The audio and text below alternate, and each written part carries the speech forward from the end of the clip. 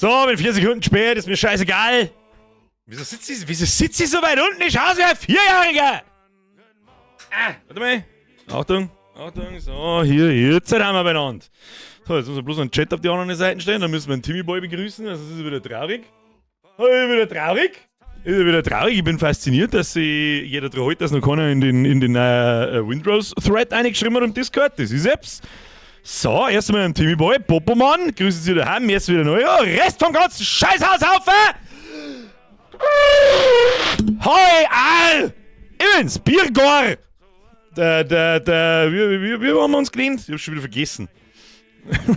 Captain Schlecks Geschwerlo. Timmy-Boy!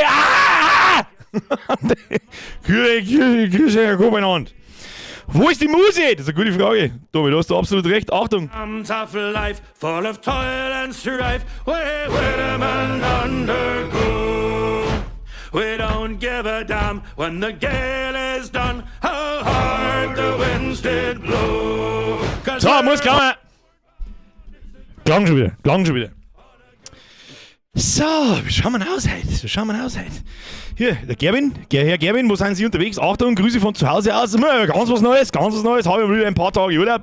Da ist der Reset, der ist ein bisschen zu früh. Seit der letzten Sommerpause, mir kommt sowieso vor, als wäre Sommerpause gerade gewesen. Fühlt sich ja so ein bisschen. Dabei ist in 3 Monaten schon wieder Sommerpause. Seit der letzten Sommerpause funktioniert in den ersten 2 Minuten keine YouTube-Alerts. Bitte schön, fragen Sie mich nicht, wieso. Na, der Hut halt auch nicht, weil da muss ich mal rausschneiden oder so. Herr Wenesch, merci für den Monat, hau tritt zurück, selbes gilt für dich und an den Herrn Landgraf, genauso habe ich miteinander in den ersten 3 Minuten, wenn keine Alerts erzeugt, ich weiß nicht warum. Jetzt kriegst du mir erstmal einen Haufen, wenn mir nichts passiert. Habe die Ehre an den Herrn Baumgarten, an den Herrn Grünwald, an den Nadine, an den Riesemike, an den Nikarus, an den Andreas, an den Randstaberni, an den No-Name, an den Legmermarsch, an den Jodelmax, an den Baltermann, an den Markus Schal, an den Meister, an die Herzinger Julen, an den Axel von der Bo und jetzt mal nicht mehr. So, jetzt pass auf, jetzt muss ich erstmal selber auf meinem Hut connecten. Das macht extrem viel Sinn. Also, jetzt passen Sie an mich Obacht. Monitore hier richten, da ist einmal so, damit ich gar ausschaue, wie als wäre 1,20 Meter große Stumpen hier spielen, mit Server verbinden. Der Einladungscode ist immer noch der gleiche. Wichtig. Bürgerstream. So findest du das. Als Passwort, wer halt Regeln fürs heutige Mitspielen. Charakterlevel maximal Level 2.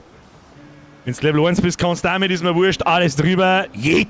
Okay? Das ist mal das erste. So. Ich connecte jetzt erst mal selber auf meinen eigenen Server und gut ist. Da hat es übers Wochenende anscheinend Probleme gegeben. Habe ich gestern so nebenbei erfahren, dass man einfach gar nicht mehr spielen können. Man ist forever im Ladescreen gehängt.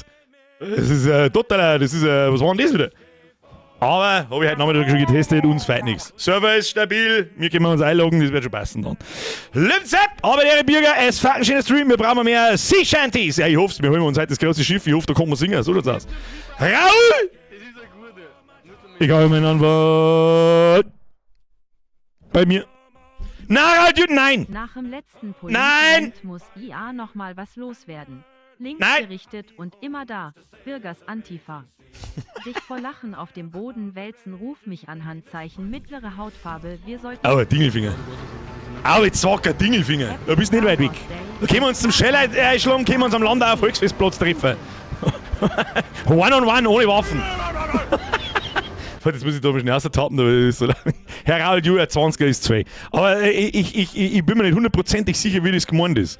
Links gerichtet und immer da. Ich bin mir nicht ganz sicher. Ich bin mir nicht ganz sicher, was man das sagen soll.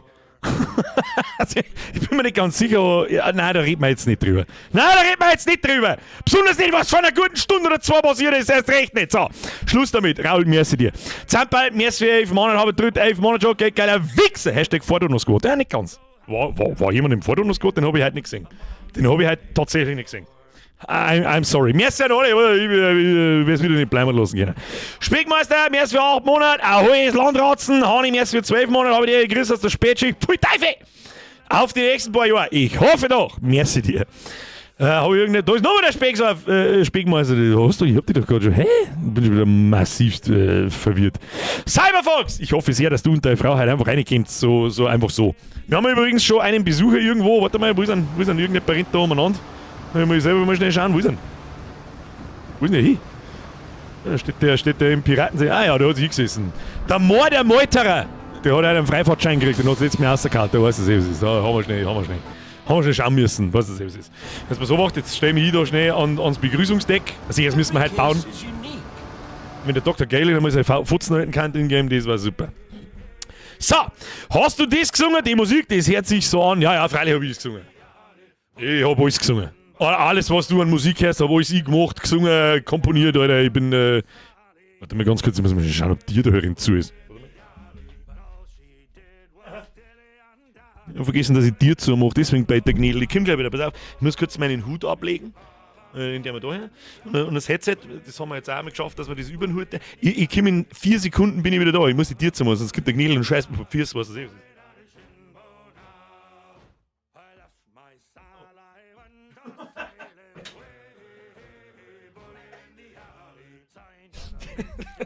Verdammte. Steht Bürgerin vor der Zimmertür und wartet, bis ich komme und lacht mir aus, die Kacknudel, Alter. So, jetzt bin ich wieder da. Check the Ripper! Wir sind für 58 Monate. So, das Wochenende alle Split-Fiction-Videos mal nachgeschaut. Danke für die geniale Unterhaltung, allweil WD und für die Ablenkung. Herr Jack the Ripper, wenn ich einen Sinn im Leben habe, dann von Scheiße ablenken und ich glaube, es gibt keine bessere Zeit als jetzt. So, merci dir. So, merci für 7 Monate. Aber dort, wenn ich einen Piraten ins Holzbein schieße, ist das dann Körperverletzung oder Sachbeschädigung? Das ist eine coole Frage. Ich als dein Anwalt würde sagen Sachbeschädigung. Und ein bisschen beides, weil du kannst eine Zeit lang nicht mehr gehen. Also ich sag beides. Why not both? Kaip! Merci für 26 Monate, hätte ich jetzt was gesagt. 62 Monate. Habe dritt zurück. Kuss auf die Nuss. Herr Sonntag, Ruhetag. Einmal wieder da. Wie einen grünen Kaktus auch. Gut bewaffnete Gurke. Du hast einfach 2 Wörter vergessen, Alter. Wie einen grünen Kaktus auch. Ich korrigiere das für Sie. Entschuldigung. Wie nennt man einen grünen Kaktus auch? Warum muss der grün sein? Hat jemand eine andere Farbe im Kopf, wenn ich von einem Kaktus rede? Gibt's andersfarbige Kakteen? Plural Kakteen. Ich bin aber eher so der Kaktussi-Typ. Wie nennt man einen grünen Kaktus auch? Gut bewaffnete Gurke. Hashtag Frankensquad. Merci dir. Hol mich, merci für 63 Monate. Halt doch, hab ich auch. Merci dir. Skulls and Lies. Merci für 25. Help me, Bob. I'm bully in the... Help me, Bob. I'm bully in the alley. Kaktussi oder Kaktussen? Ja, irgend sowas. Ich sehe gleich schon. Es gibt keine braunen Kakteen. Ich weiß nicht, also wenn deine Kakteen braun sind, ja, dann brauchst du halt nein. Das ist alles, was ich weiß. Der Hauptmann! Hauptmann! Ist noch da. Schau hin. Er ist noch da. Er hat's im Kreuz. Nice. Mehr kommentieren wir das aber auch schon gar nicht. Der Birkbett, auf ein schöner Stream. 1. Mai gut überstanden. Ja, sicherlich, Alter. Sicher. Das ist bloß um den Anklingen. Das ganze Wochenende bloß grillt und gesoffen. Ja, Bayertom schon wieder. Mir ist für 36 Mal. Ja, ich sag da nichts mehr dazu. Habe ich der nur ein bisschen birgen und dann um 3 in der Früh quer durch Deutschland fahren. Was tust du schon wieder? Urlaub fahren. Ich weiß jetzt nicht, ob das Arbeiten oder Urlaub fahren ist, aber warum da jetzt heute in Urlaub fahren? Ja, wobei. Ja. Luna schreibt, gibt tatsächlich durch Mutation bunte Kaktussen. Hab ich nicht gewusst. Auf alle Fälle, die breite Masse denkt an grün, wenn ich von einem Kaktus rede. Julaila! Hat drückt, auf einen geilen Stream. Danke, du! Danke dir. Dann haben wir noch einen Julaila, haben wir da noch. Die Zeit vergeht, in 4 Monaten ist aber Oktober. Das ist wirklich, ich mag nichts davon wissen. Nein, 4 ist übertrieben. Jetzt chill mal. Jetzt haben wir noch Mai, Juni, Juli, August, September. Also es sind nur 5 volle Monate und dann geht der Oktober erstmal los. Jetzt chillen Sie mal. Aber was wirklich langsam aber sicher erwähnenswert wird, ist Folgendes. Oh, es ist 10 noch. Leute! Hoppala. Passwort ist im Discord jetzt! Please join. Dass wenn wir mir nur 2 Minuten, 3 Minuten vielleicht umschalten, dass dann die Leute bitte am Strand in einer Reihe stehen, damit ich mal anschauen kann, wie es ist da Satz und überhaupt und sowieso. Also ich weiß überhaupt nicht, was wir heute überhaupt tun. Ich hätte gesagt gehabt, da findet man schon was. Pitt! Der Okolonzen-Pitt ist da. 40 Month in a row. Thank you very much, Biatch. Bitte, Boy, merci dir. 10 Neues, ich weiß schon, jetzt chillt's. Ich muss erst einmal da, der Malterer, der steht neben mir.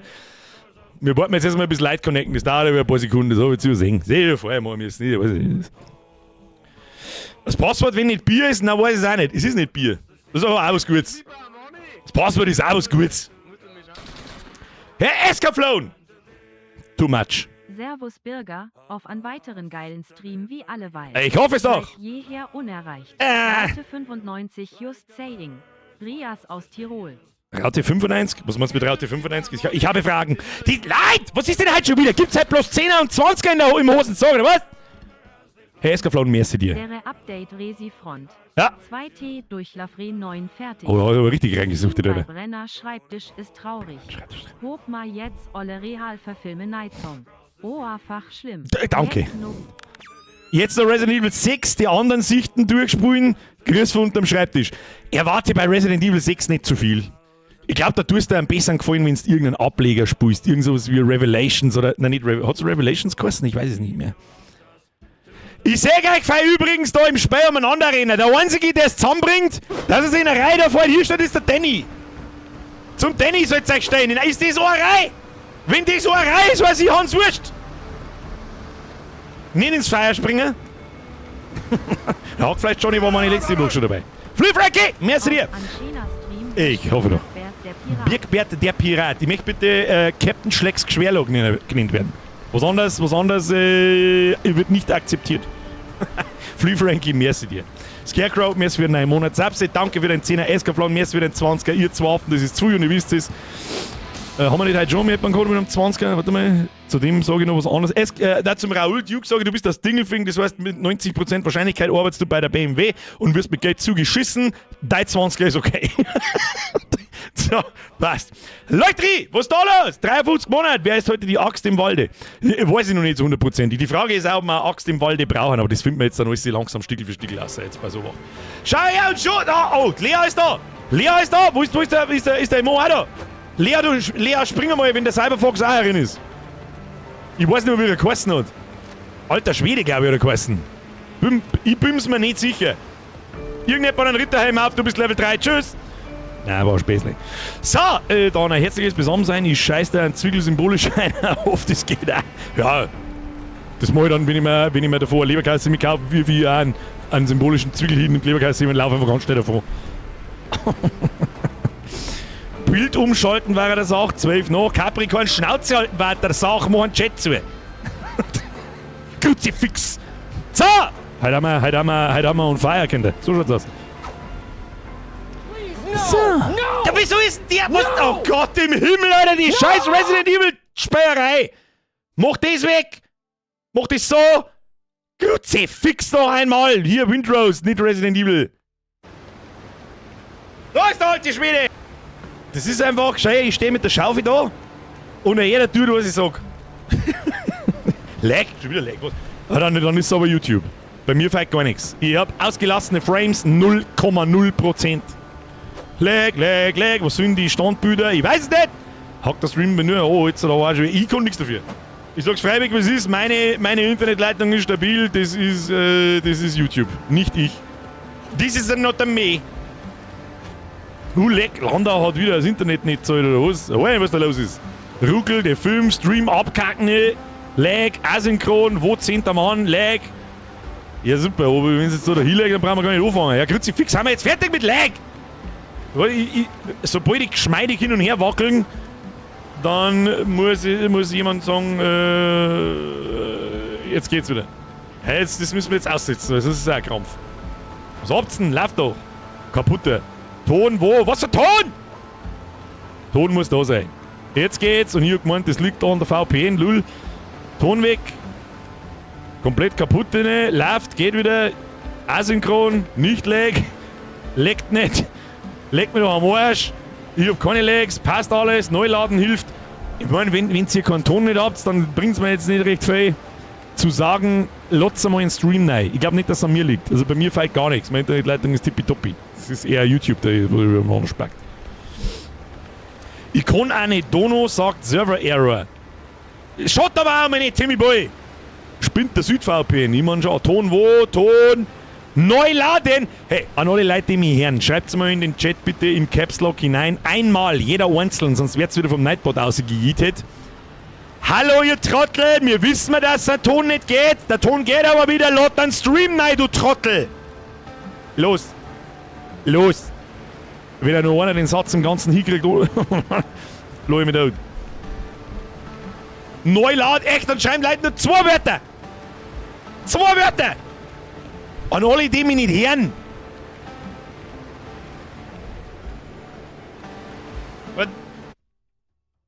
Wo ist der Stream in der Regel? Der Stream ist normal rechts vom Battle. Da, hier.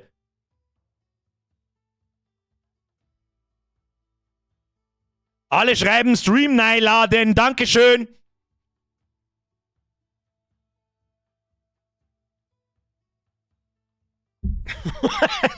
Der Fette und ich schreibe nur neu laden, aber Trottel in Caps Lock. Das ist gut. Oh, was man nicht vergessen darf, ist natürlich folgendes.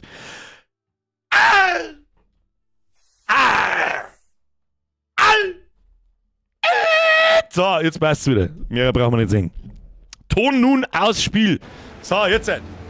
Dass der Ton im Spiel weg ist, mir schon klar, wenn ich aus der Tab, ihr Affen. Sitzen sie wieder drin, die Backseat, und haben keine Ahnung von Tuten und Tuten.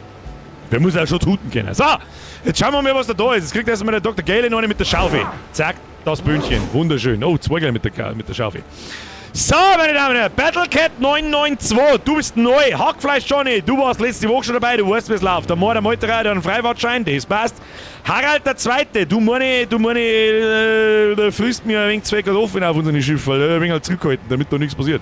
Dann haben wir einen Danny noch, der ist meine auch neu. Einen Feschier, den kenne ich vom Namen her, der war aber letztes Mal nicht dabei. Als Erdnussbrot, da bin ich mir nicht mehr 100% sicher, ob der letzte Woche dabei war. Ich bin mir nicht sicher, sag ich dir, was ist. Glaube aber schon. So, Lea und alter Schwede sind Eingesessene. Ihr habt meinetwegen, ihr dürft ein Level drüber sein, ich weiß es nicht, wird schon passen.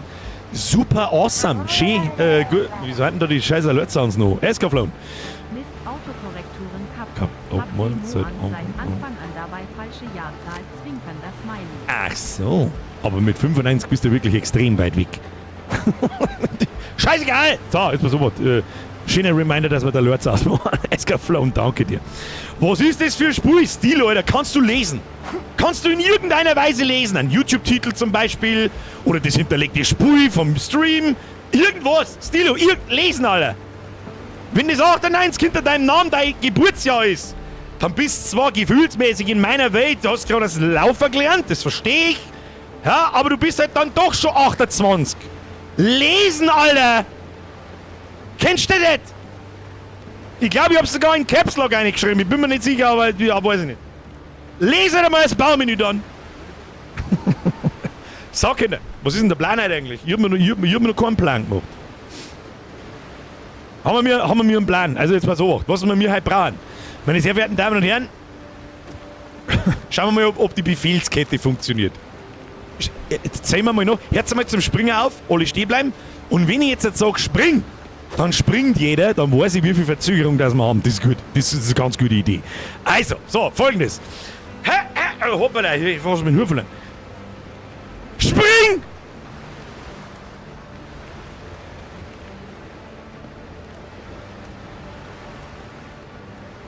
Ja, so 5, 6 bis 7, 8 Sekunden. Das ist okay. Das ist okay. Das ist okay. Also, folgendes. Wir haben, ich muss jetzt erst einmal kurz die Lage sondieren. Wo müssen wir hin, was müssen wir machen? Ich brauche ein größeres Boot. Beende die Reparaturen und mach das Schiff wieder flott. Was war denn das gleich wieder? Da müsst ihr jetzt noch schnell gedulden. Da haben wir Sachen gebraucht, gell? Aber wir brauchen erst das da oben, das zeigt, die Crew retten.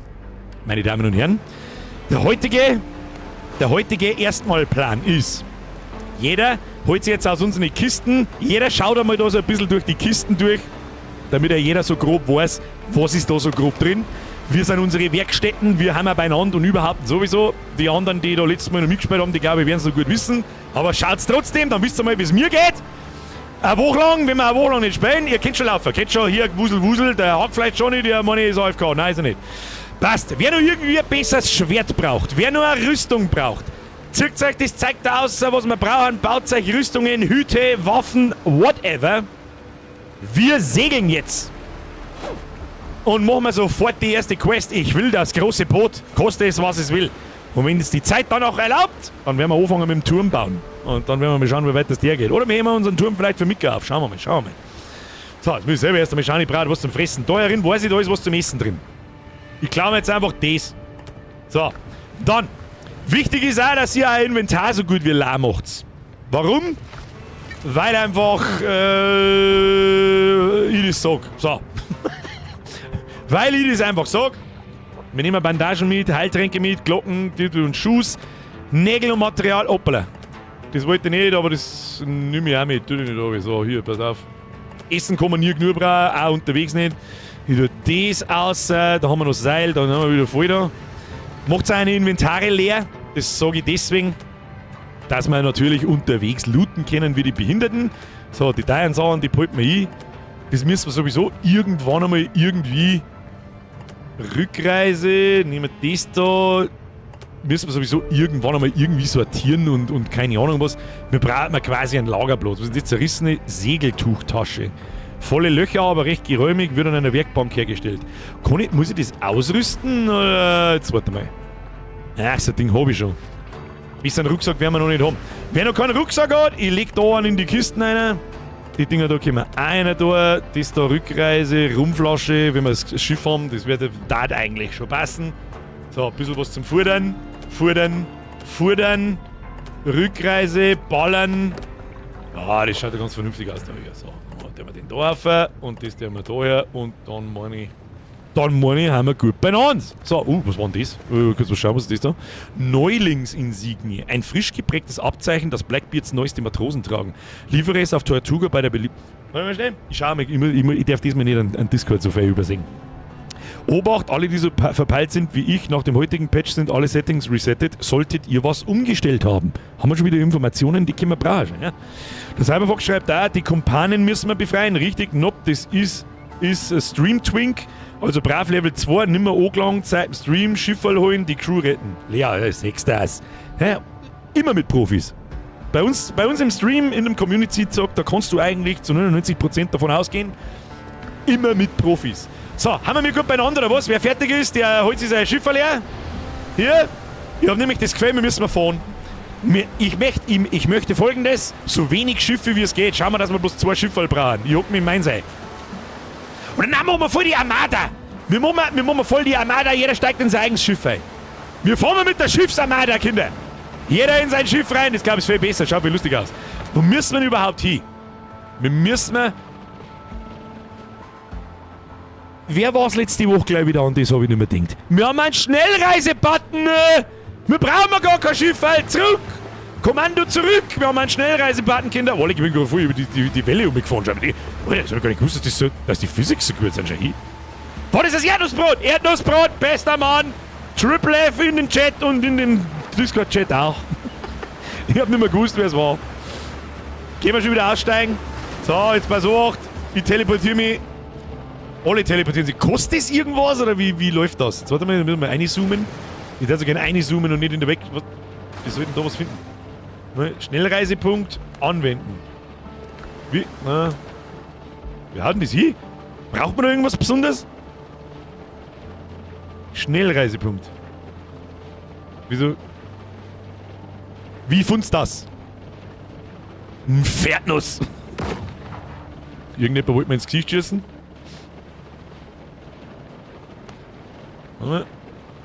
Kartenzoom, Karte bewegen, Markierung entfernen, machen wir mal rechte Maustasten, Aufträge ein- und ausbleiben. Da brauche ich eine Glocke. Das Ding da. Machen wir so. Muss ich die bloß in der Hand haben oder wie haut die sich? Vom Schiff aus oder an der Glocke auf deiner Insel? Ach, ach so, ja, stimmt, wir haben da letztes... Versteh schon. Ich habe die Schnellreise noch nicht betätigt. Ich bitte um Verzeihung. Der ahnungslose Bürger wieder weiß das eh. Hier. Und dann kann ich auswählen, wo wir hinwollen. Okay. Ja, macht Sinn. Passt. Wunderbar. Hat ja jeder andere auch gesehen, der nicht weiß, wie es funktioniert, gegebenenfalls. Hier bitte einmal an den Wiederbelebungspunkt und... Ah ja, wird eh schon alles abgeholzt, was da ist. Das schaut eh schon vernünftig aus. So, was müssen wir jetzt halt eigentlich da genau tun? Wir holen jetzt die Crew. Wir fangen mal rechts unten an und laufen nach links oben auf. Alle Fragezeichen nehmen mit. Ich will den wütenden Mob. Ich will den wütenden Mob. Habt ihr gewusst, dass Piraten immer Probleme mit Bäumen haben? Ich weiß es ja nicht. Warte mal. Ah, da müssen wir weiterlaufen, weil ich der Taste schreie. Frau Holm! Habe tritt zurück. Franz! Jetzt wird ein Zwiegel. Du kannst da im Boot oder Schiff stellen. Ja, das hab ich nicht gewusst, schon, ja. Aber ich wieder nicht gewusst, schon, ja. Da, hier, da! Der Dodo has to die! Und die blauen Bläme da, die wachsen da mit Sicherheit nicht so geil, die nehmen wir mit. So, das war da, haben wir gleich da. Wir müssen die Crew retten. Ich bin mehr so, ich mache eine Feuerlinie. Hackfleisch Johnny ist unterwegs. Kommen da überhaupt irgendwelche Gegner? Ah, ja, tatsächlich. 150, der wird nachgeladen. Schießt seinen Fresse in die Huren! Jawohl! Keiner stirbt! Wir haben einen Haufen geschossen, wird schon passen. Da gibt der wütende Säbelmob und haut einfach alles zusammen, was da ist. So, passt schon. So, jetzt will ich die Gefangene befreien. Ist da jemand? Hey, lass mich auch, du wirst doch wieder durchschauen können, du blinder Uhu. Was haben wir da? Hast du dich verletzt? In der Nähe gibt es ein Lager, da kümmern sie sich um dich. Befreie den Seemann. Easy. Und wen haben wir noch? Nummer 2 befreien. Oh! Jeder geht, oh! Muskete nehmen wir natürlich mit und eine Rumflasche nehmen wir auch mit. Ich weiß nicht wofür, aber die Rumflasche, ich bin Pirat. Kann man immer brauchen. So, hier, befreie den Seemann. Genau. Heute haben wir gar nicht lange Hand. Gibt nie. Was ist denn jetzt da? Achso, da ist keine Animation nicht gemacht, dass die da irgendwie rauskommen, oder? Aber ich denke, das hat sich erledigt. Auf zum nächsten Fragezeichen. Einfach alles niedergemalt. Bam! Piraten. Alle werden niedergemalt. Was ist da? This Eber has to die, Kinder. Oh, die Musketenmob für ganz schön... Der Eberhard. So, wo ist jetzt da so ein POI, wo man irgendwas tun kann? Ich sehe nichts. Warum? Oh, wir müssen viel weiter auf. Wir laufen nie umeinander. Wir laufen nie umeinander. Da, hier, das Facke! Oh, nein, ich hau nicht schon wieder rum. Blocken nicht übersehen, Kinder. Vielleicht auch mehr wegen von der Flanke rein. Easy. So, haben wir schon unterwegs. Haben wir schon wieder unterwegs. Blaue Blärme, nehmen wir mit. Ich weiß immer noch nicht, für was wir es brauchen, aber sie singen ein Lied. Ist gut. Ist immer gut. Ist das bloß wieder, gibt's da was Schönes? Gibt's da wertvolleres Erz als bei uns daheim? Ich würde sagen, rein in die Höhle, ausgeplündert den Scheißbums. Wo ist der Eingang? Wo ist der Eingang? Eingang wo? Natürlich auf der komplett anderen Seite, da haben wir komplett rundum gelaufen. So, alles was drin ist töten, alles was drin ist an Erz rausholen. Natürlich habe ich das Spitzhacke wieder weg da, gell? Jetzt warte mal, den machen wir so. So, hier, Spitzhacke außer, trisch zusammen den Schutt. Was kriegen wir da? Stein, da wird es den Stein was anderes geben, oder? So, oh, Kinder! Oh, Kinder! Wieder, nicht, hier stirbt das mal nicht! Nein, Freundteil! Oh, da ist schon jemand hin.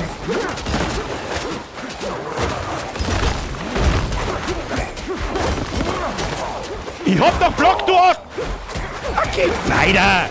Ich hab doch Block, du Huren! Glaub ich schon wieder! Aber da, ich bin wenigstens der Lord hier. Der Harald ist auch gestorben. Oh! Wichtig. Den darf man natürlich nie vergessen, den haben sie sich verdient. Den haben sie sich verdient. Da können wir sagen, was wir wollen, aber ja, stimmt. Mal das essen. Mal das essen. Und mehrere Tränke habe ich nicht. Was tut denn der Rum eigentlich? Rückreise, ich hab doch Rumflaschen aufgeklappt, oder? Gibt die nicht irgendwie einen Buff oder irgend sowas? Das war ein Maps. Vielleicht sollte ich das nächste Mal in so eine Höhle halt auch einfach reingehen mit mehr als 2 Lebensbalken. Aber gut. Der 100. Nein, der 101. Good old 101. So, haben wir gleich wieder da. Diesmal laufen wir vielleicht auch nicht rechts rundum, sondern links rundum, sondern wir laufen rechts rundum und gehen wir sofort rein. Habe ich eigentlich irgendwas verloren? Ich habe mein ganzes Equipment noch. Also am Server habe ich nichts umgestellt, das ist alles noch beim alten. Harald, ich weiß nicht ganz, ich weiß schon wieder nicht, wo der Eingang ist. Fix, die Palme steht im Weg. Rum gibt plus 5 Übermut und 10 Torkeln. Ich glaube eher andersrum. Hä, ist der zweite Felsen. Na gut. Haben wir uns total verrennt, Harald, da haben wir uns total verrennt, das ist gar nichts gewesen. Aber waren wir beide nicht so. So, liegt das, ich glaube das rechte Ding ist meins. Okay, da war nichts drin. Wird schon passen, ne? So, was haben wir jetzt da? Gibt's da was zum Looten? Ich will den Loot. Geröll. Die haut da mal drauf, ich weiß nicht, was rauskommt, aber Stein. Ja, herzlichen Glückwunsch. Stein, gibt's da sonst nichts. Was haben wir da? Geröll. Barney Geröllheimer ist das einzige, was wir zu Geröll haben. Wo haben alle da herin, oder was? Wo wird denn da umeinander gewerkt? Wart's hier. Oh, hab ich gefunden. Was ist das da? Oh, schau her, da werden sich kleine Dinger gebaut zum Sachen abbauen. Schau das nicht an. Da haben schon wieder die Leute, die so viel Playtime haben, dass ich schon wieder gar nicht mehr weiß, wo hier damit. So, können wir das zusammen vielleicht? Nein, können wir nicht. Haben wir irgendwas Tolles gefunden? Sorry, Birger, hab alles gegeben. Alles gut, entweder du hockst im Boot und machst Schnellreise oder du gehst zur Glocke da. Ich sag's dir, damit es jeder mitbekommt, nein, wir haben eine Glocke, bim bam zur Glocke oder vom Bodel aus. Das mit dem Bodel habe ich auch noch, hätte ich gar nicht mehr gewusst. Was hat es da nichts gegeben da herin? 5004, bewacht bis zum Boden und ja gut, dann haben wir halt jetzt einen Haufen Steine. Ich geh wieder raus. Habe ich nichts zum Tor, das passt. Alte Schwedewort.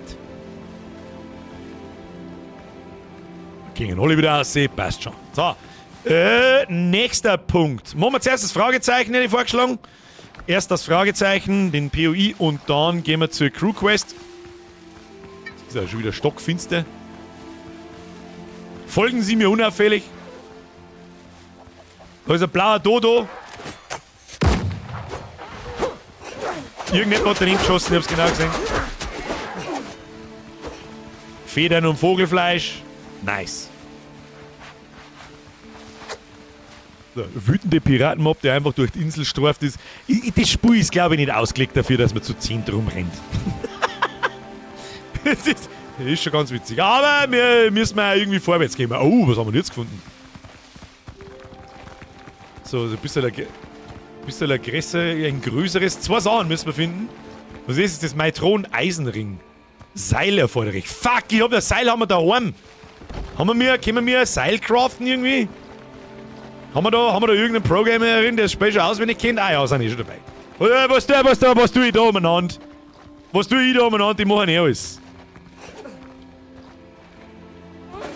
Haben wir ein Seil? Seil hängt dran, Seil benutzen. Ich bin für Seil benutzen. Was passiert dann? Dann kommen wir runter, oder? Dann stehe ich wieder. Ich muss 3 Kilometer laufen. Was haben wir da? Sabi aus. Oh, sogar mit Jump'n'Run-Einlagen. Ja, das sollten wir vielleicht einzeln mal, sonst wichst uns ab, Kinder.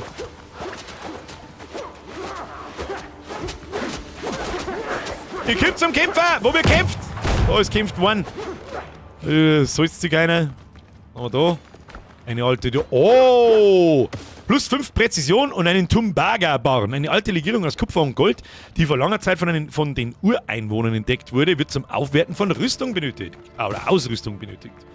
Zauberhaft! Nimmer! Schauen wir mal da her. Das gibt Präzision. Das gibt... Was gibt diese Gegenstand? Hört rohen Schaden um 6%. Das bringt uns eigentlich gar nichts. Aber gut ist... Schau da, seh nicht, oder bauen Sie sich Wege um. Ist das Zigeuner? Das ist ein Wahnsinn. Gibt's da hinten noch was? Da ist noch eine Kiste. Kiste. Oh. Knochenperlen. Lila Zeug. Nimm ich mit. Wieso habe ich jetzt da Holz? Das ist Holz weg. Holztalisman. Ja, nehmen wir mit. Ich weiß auch nicht. Heilkräuter nehmen wir mit.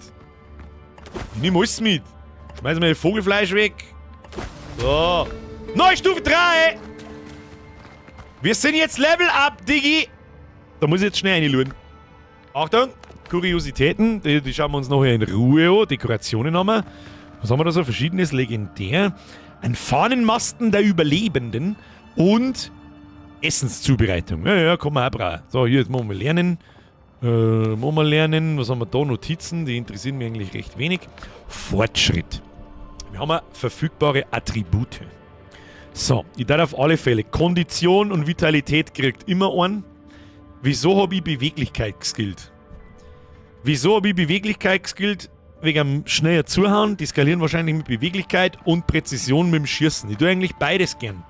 Aber mir sterben wir echt oft und das mit der Kondition nervt mich zu Tode. Darum skillen wir mir volle Kanone in Vitalität und Kondition. So schauen wir mal aus. So, wir haben die ersten Talente. Zaunerbur! Der Benanzahl für die Verpflichtungschefe ist acceptable. Wolfric, die habe ich auch komplett übersehen. Diesmal kein Witz, sondern Trivia. Der Grund, warum einige Piraten Augenklappen trugen, war nicht der Grund des fehlenden Auges, sondern die Gewöhnung an die Dunkelheit unter Deck, wenn die Lichtverhältnisse sich ändern. I don't believe you. Aber so ganz unlogisch klingt's nicht. Das tat er immer.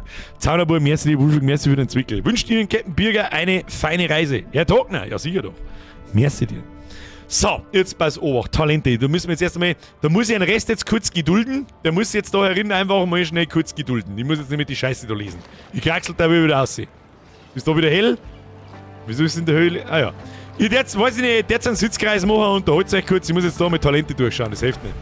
Was haben wir da? Agil. Ausweichen und Springen verbrauchen 15% weniger Ausdauer. Erhöht den Schnittschaden.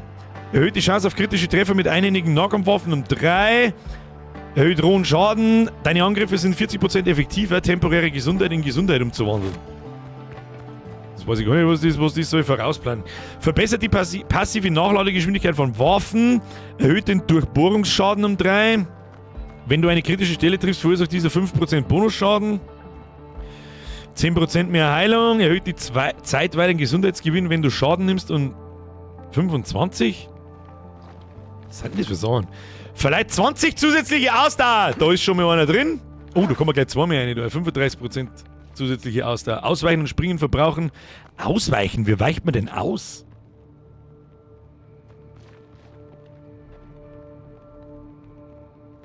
Wie zur Hölle weicht man aus? Das ist mir mit Sicherheit vor 2 Wochen im Spiel gezeigt worden, aber ich weiß es nicht mehr. Mit Steuerung? Das vergieße ich bis zum nächsten Mal wieder. Die Chance auf kritische Treffer mit einigen Nahkampfwaffen um 3%. Hier, da haben wir ein bisschen mehr Ausdauer. Ich weiß was, ich skill 2 mit Ausdauer. Ausdauer is everything! Kann ich mal ansprinten wie ein Vollgasnarischer. Da, ich laufe euch alle davor, habe ich die. Ich müsste das Lagerfeuer wieder abreißen. Ich sehe euch einfach nur herum. So, wo müssen wir hin? Die Crew befreien, Kinder! Die Crew befreien. Ich hab kein Schwarzpulver mehr. Doch, hab ich schon noch. Jetzt warte mal. Machen wir jetzt so. Komm ich dann? Ah ja. Schießen gefällt mir gut, da muss ich nicht vieren. Hoppala, falsche Richtung. Falsche Richtung! Ab zum Crew befreien. Haben wir nicht weit. Warte mal. Ah, Steuerung ist so ein kleiner Zurückspringer, gell? Ja, passt schon, passt schon. Da müsste ich wahrscheinlich offstream mehr spielen, was ich aber momentan nicht tue. Da kann ich dazu kommen, sag ich, was ist. So, haben wir da irgendwelche Dudes? Kann man da irgendwo, warte mal, da mal Knarre her. Wo ist mein Knarre? Da ist mein Knarre. So, erstmal vornehm in die Fresse ballern. Weiter, weiter, raus ins Camp. Wunderbar, plündert ihr dabei.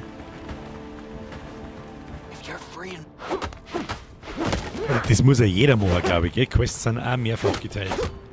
Was haben wir da? Rüstung, selten. Da schau her, das komische Bumsfett da, das schmeißen wir weg. Ich nehme Bandagen. Können wir die stacken? Ah, okay, plus 10. Selbstgemachtes Schießpulver, das nehmen wir natürlich schon mit. Bandagen kann ich nicht mitnehmen. Zählt jetzt das? Da kann ich jetzt da das Ding nicht abschließen. Ja, herzlichen Glückwunsch. Stellen wir die scheiß Federn weg da. Dann nehmen wir das mit und dann müsste es als abgeschlossen gelten. Jawohl! Haben wir alles erledigt. Nächster Punkt, Fragezeichen und das letzte Stückerl Crew. Ich glaube, das ist in diese Richtung. auf und davon! Mr. Krabs da schießen. Vornehm in die Fresse ballern.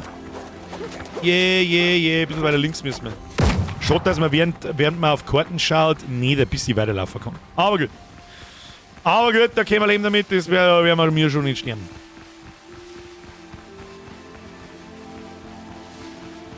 Was haben wir hier? Es ist schön, wenn man so lang sprinten kann. Mehr mag ich jetzt dazu nicht sagen. So, da ist irgendwo, soll da ein Z-Lager sein, oder was ist da los? Ist da ein Loch drin? Da habe ich was gefunden. Oh ja, da ist der Böse, der Ertrunkene.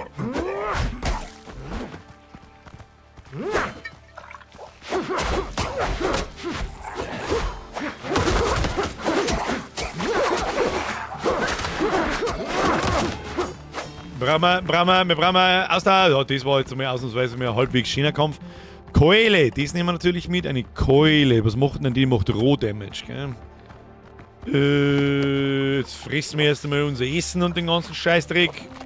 Was können wir da wegschmeißen? Ja, ich weiß, was wir wegschmeißen. Pass auf. Rüstung, da nehmen wir die besser nicht. Wie viel ist denn die besser? Ausrüstung des Freibeuters. Erhöht die Chance auf kritische Treffer. Das sind Set-Boni wahrscheinlich.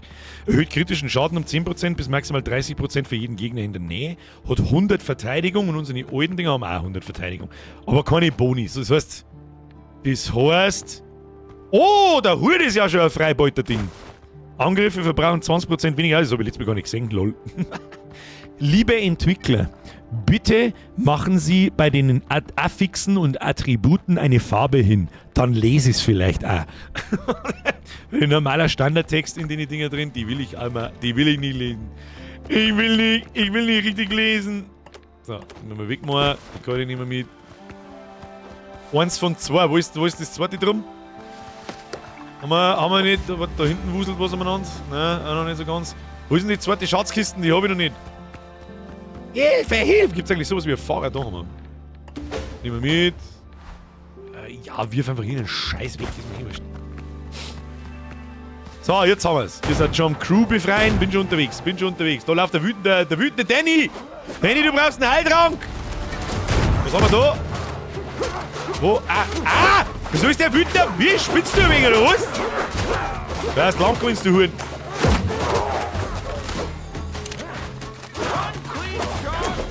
Bin ich jetzt einfach drüber gesprungen. Erstmal heilen. Wieso haben die einfach mich angegriffen? Ich hab nichts da. Das war das Gräserlager, hä? Da Mann.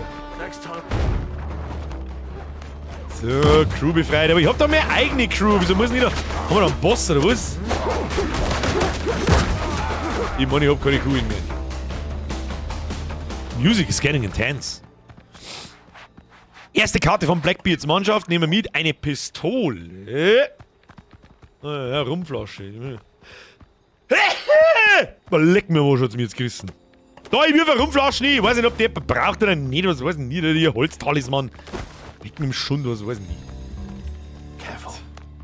So, hier nochmal einen befreit. Und dann ist die Frage, haben wir dann alles? Was beendet die Reparaturen?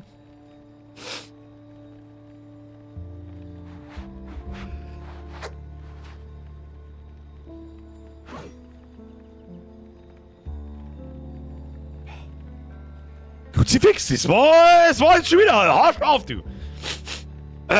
So. Warte mal. Nasenspray. Fuck, da ist nichts mehr drin. Fix, da ist nichts mehr drin. So, jetzt mal so. Ja, Entschuldigung, Crew, ich hab schnell schneizen müssen. So, indirekt. So, das war die Frage. Jetzt kannst du den Schiff zurück. Haben wir noch irgendwas zum Befreien da? Es ist alles abgehagelt, oder? Es ist eigentlich alles abgehagelt. Na gut. Dann, wo müssen wir jetzt hin? Jetzt müssen wir da beendet die Reparaturen und macht das Schiff klar. Abenteuer. Pass auf. Crew retten. Crew retten haben wir. Untergrundnetzwerk. Frag auf Tortuga nach den Schmugglern. Da werden wir hinfahren können, nehme ich an. Sagt dem Anführer der Buccaneer, dass seine Leute tot sind. Auftrag verfolgen. Auftrag verfolgen. Und da ein größeres Boot. Jetzt passen wir auf. Schauen wir mal. Inventar ist voll. ob da auf der Karte was angezeigt wird. Ah ja, was haben wir da? Erste Karte von Blackbeards Mannschaft. Was ist da hier unten? Untergrundnetzwerk. Was ist da hier unten? Ruhmreiche Jäger. Ja, Kinder, zurück zum Schnellreisepunkt und eigentlich zum Lager. Schauen wir, was wir brauchen fürs Boot. Sieht man das da irgendwo? Größeres Boot? Steht nicht dort, aber irgendjemand wird schon wissen. Ich bin wieder der einzige Trottel, der da umeinander steht. Was haben wir da? Der Danny baut sich irgendwas. Ich port mich heim. Weil es mir wurscht ist. Haben wir noch Kugeln? Ja, eigentlich schon, gell? Keine Kugeln oder Schießpulver. Aber wenn ich da schaue, dann habe ich Schießpulver und Eisengeschosse. Das macht aber mir überhaupt keinen Sinn. Was sind die denn? Ein Topf mit goldenen Hörnern. Kann ich mir den als Helm aufsetzen? Aktionsfeld 8 hast du noch Steine. Stimmt, die kann man auch wegschmeißen eigentlich, gell? Wurscht. Wo müssen wir hin? Oh, mit den Kartengröße, das ist ein Wahnsinn. So. Vollsprint, ab nach Hause. Das mit der Ausdauer hat sich jetzt schon ausgezahlt. Das sag ich dir, wie es ist. Na, dicker Eber, geh weg! Der dicke Level 3 Eber, der Money sauft da, wenn du mich fragst. Na, fuck, ich Sau, geh weg. Na, scheiße, ich kann gleich nur mal laufen. Okay, ich bin schon wieder fort. Schau hier, von daher hinten sieht man unser Lager leichten. Oder Brenner, wie man's nimmt. Wie man's nimmt. Was ist jetzt da mit dem behinderten Dodo-Seppen? Ich hab das Tür ein wenig spitzt. Haben wir noch einen? Alter, die machen so viel Schaden. Na, geh nicht!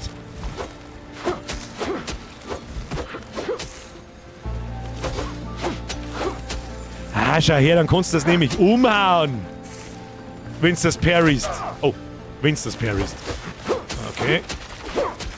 Passt. Da haben wir sowieso keine XP nicht gekriegt. Machen wir das jetzt so. Dann passt das wieder.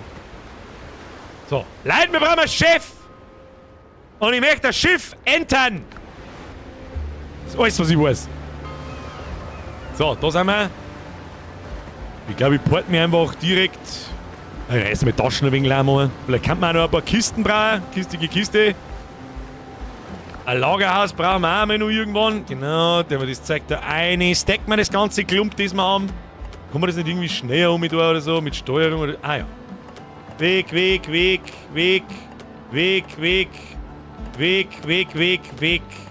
Kokosnuss, lasst mir da, weg. Glocken, ich weiß nicht, was das ist, bei Schnellreiseglocke. Wird zum Errichten von Schnellreisepunkten verwendet. Ah ja, so, ich sehe, ich lasse mich da, vielleicht, jetzt check ich es erst. Ich meine, die muss man benutzen, damit man zum Schnellreisepunkt kommt. So, zurück zur Glocke. Ich schaue mir jetzt mal das Schiff an, was wir überhaupt brauchen und dann... Nein, Moonart macht nur mehr Schaden. Aber irgendwas stimmt doch da auch nicht, wenn ich mein Quar nämlich nehme. Da hier keine Kugeln oder Schießpulver. Ich habe aber da Eisengeschosse. Das macht irgendwie... Macht irgendwie keinen Sinn. Egal. Wir gehen jetzt da um. Und wir haben doch letztes Mal schon. So, Wiederbelebungszelt. Jawohl. Oh, das ist ein ganz Stückel da oben, gell? Ja, mei, das hilft ja nicht. Du brauchst mindestens 2 Geschosse. Ja, die letzte kannst du über... Ach so! Gut, das habe ich jetzt nicht erkannt. Das macht ein bisschen keinen Sinn. Dass ich für meine Muskete 2 Kugeln brauche.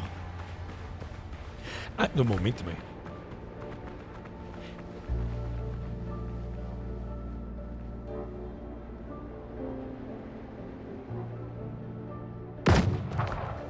Es ist ja kein... Warte mal. Es ist ja kein Muskete, es ist eine Donnerbüchse. Tut man da 2 Kugeln rein. Wusste ich nicht. Hoppala, den haben wir nämlich nicht so, das ist egal. So, einmal der Schlang, 2 Meter Schlang, passt schon. Du hast keine mehr, du hast sie nur ausgerüstet. Macht auch wieder keinen Sinn. Wenn man mich fragt. So, ist da jetzt irgendwo einmal das geschissene Schiff, ein bisschen weiter nach links müssen wir.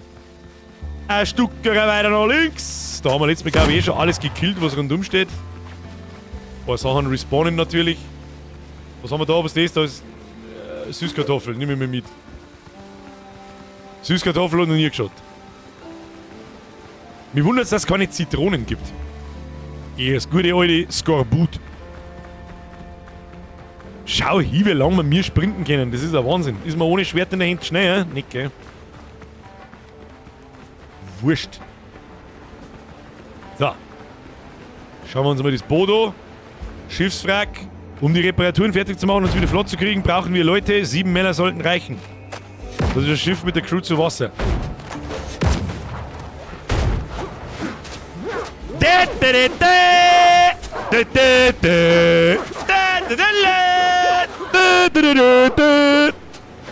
Alter, was? Kriegt jetzt da jeder Einzelne sein Schiff? Möchtest mich du verarschen?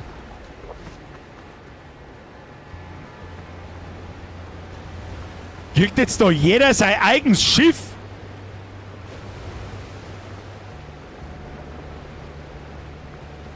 Meine Damen und Herren, wir holen uns das Schiff, wir machen mal eine verfickte Armada auf! Da geht man da rein. Wo sehen ich, was mein Schiff ist? Okay, schauen Sie an! Schauen Sie an! Grütze, fix sind wir brutal. Jetzt ist die Frage, bringt's das, wenn man zu viert auf dem Schiff umeinander läuft? Kann man da irgendwas da dann? Kann man schießen oder?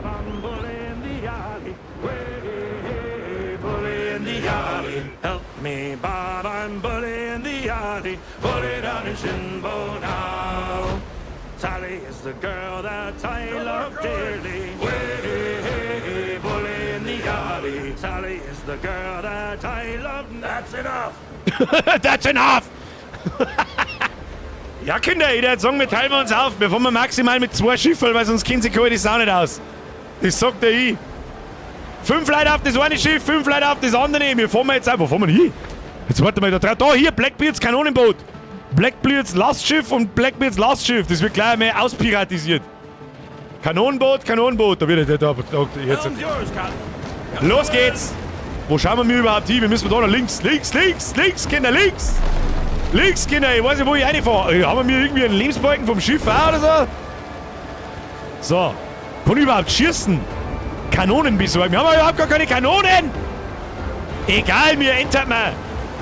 Meine Damen und Herren, wir entern jetzt. Warte mal, wo fahren wir links rundum? Links rundum. Es wird gleich lustig, wenn er versucht zu schießen. Ja, aber ich kann nicht schießen, ist mir schon klar. Ich sehe gar keine Kanonen. Aber wir kommen aufs Schiff auf, wir springen und alle umbringen. Das werden wir ausprobieren. Los geht's. Schauen wir, was passiert.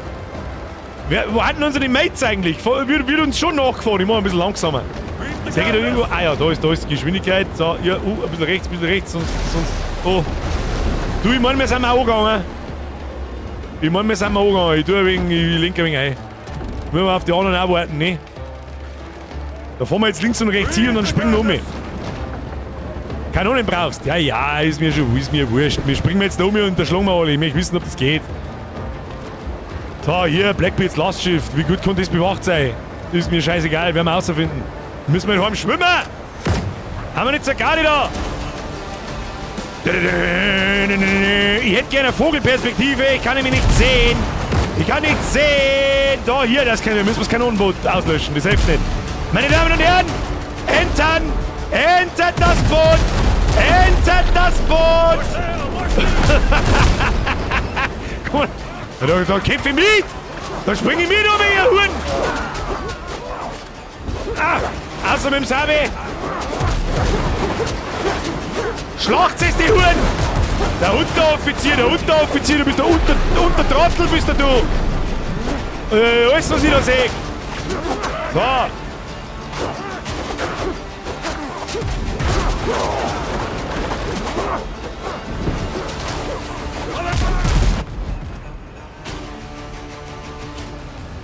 Wir haben nur ein Boot! Ich komm schon!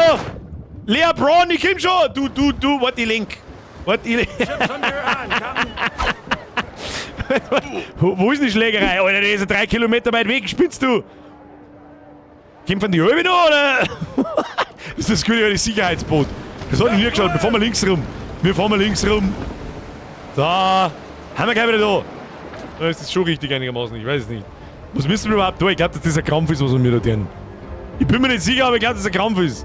Da hilft nur ein Shanty. Wie tut man das Shanty? Hier Zeit! We're outward bound for Mobile Town with a heave-ho-ho. And we'll heave the old wheel round and round. Good morning, ladies all. Das wird aber einfach auch nicht langweilig. We get to Mobile Town with a hee-ho-ho. Da fahren wir ewig. Wo haben denn die anderen? Haben das der Harald und der Ding? Good morning, Ah ja, okay. Ja, passt schon. Muss ich da oben bleiben auf wen? Nein, bleiben wir nicht. they're free and gay with a hee-ho-ho.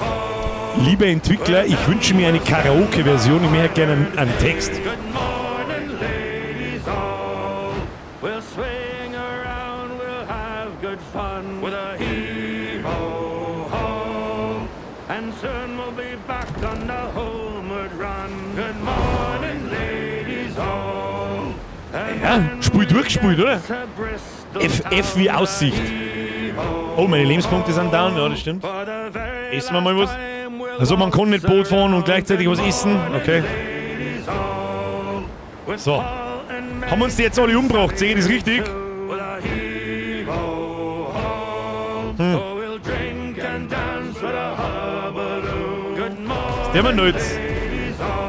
Irgendwie. a long goodbye. Was der man jetzt? Oh, you tears with a Oh. don't cry for Der Fischier kämpft noch, der Mara der Malta kämpft noch. Ich weiß nicht, ob das Sinn macht. Ich glaube, ich werde jetzt da alle. Oh, da unten kommt eine ganze Armada. Da unten kommt eine ganze Armada. all right. It's a Don't eat and sail. Nach Hause und Kanonen bauen. Ja, ich glaube auch, dass das das Einzige ist, was Sinn macht. Meine Damen und Herren, don't give a zurück ins Hauptlager. Zurück ins Hauptlager. Jetzt müssen wir da mal ein bisschen rundum segeln. Das hilft ja eh nicht. 'cause we're home Ja, wir müssen das Schiff pimpen. Irgendwann da mal mehr drin. and free. Wenigstens eine Kanone, irgendwas. We don't give a damn when we all right. Oh, whiskey is the life of man. Oh, whiskey, Johnny. Sehe ich richtig, dass wir wieder auf 5 Gegner-Schiffe zufahren? Oh oh. Du, wir fahren einfach ganz stark an der Küste, die werden uns schon nicht erwischen. Und wenn wir sterben, dann haben wir schnell daheim, das passt eh. Whisky Johnny. Geht auch mit schnell. Ach, man kann auch von da schnell reisen, oder? Warte mal. Also vorher geheißen, vom Schiff kann man auch schnell reisen. Oh, schau uns ein Riesen! Wie nennt man es denn? Nennen wir es Werft, auch wenn wir es nicht selber bauen. Egal. Egal. So, was haben wir da? Neue Entdeckungen, neues Futter. Das nehmen wir mit. Wunderbar. Mittlerweile haben wir in dem Biom auch fast alle Sachen gefunden. Bloß die verschiedenen Samen haben wir noch nicht gefunden. Und da gingen unsere 3 Sachen ab. Was sagt das Abenteuer?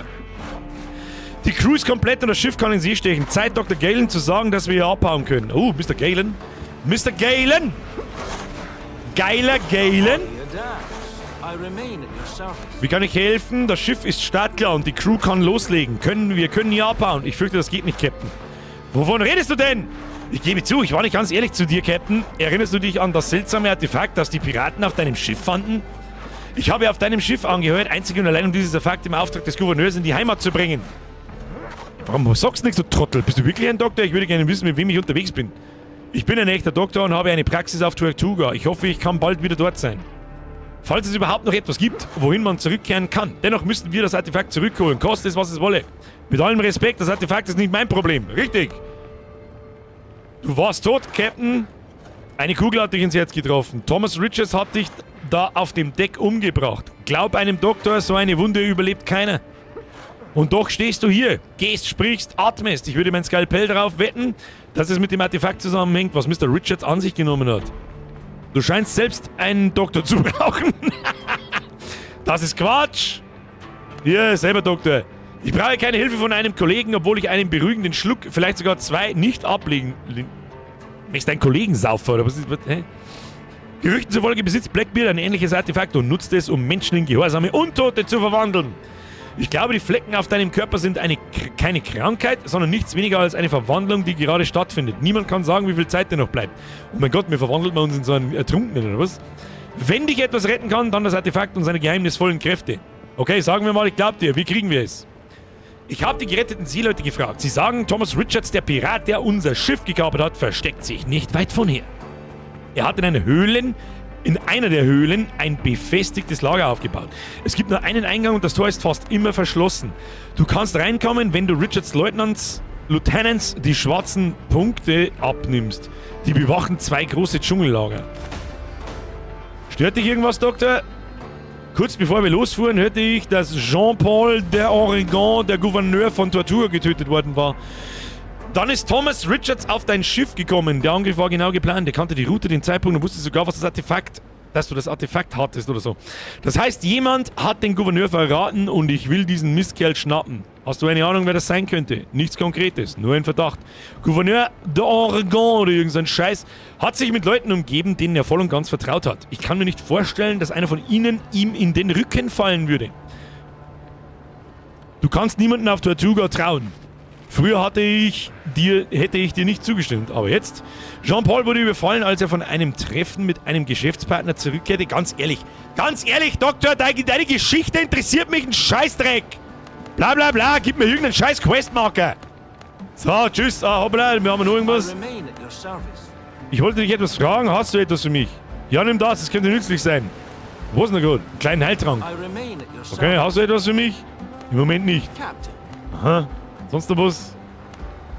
Hier gibt's Verstecke von Schmugglern. Hast du schon mal davon gehört? Ich bin auf eine verlassene Bukanierinsel gestoßen. Ich bin auf ein paar seltsame Ruinen gestoßen. Hast du schon mal davon gehört? Leg mir am Arsch, geh weg! Gehen. So, ich gehe jetzt. Was ich schon wieder mal vergessen habe, meine Grafikkarten aufzudrehen. Immer wenn wir da sind, da haben mittlerweile so viele Lichtquellen, dass wir da unsere Grafikkarten aufdrehen dürfen. Das sagt ich. Hat mir Oma auch gesagt zu meinen Tattoos. Oh, das ist schon wieder Zeit her wahrscheinlich. Ich weiß nicht, was gesagt hat. Was hat sie gesagt? Rotsleffi, los den Scheiß. So, was der man jetzt? Wir brauchen kein...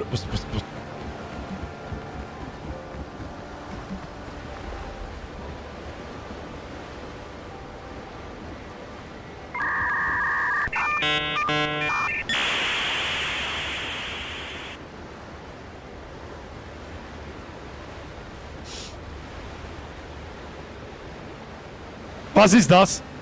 Was ist das? Was ist das? Why?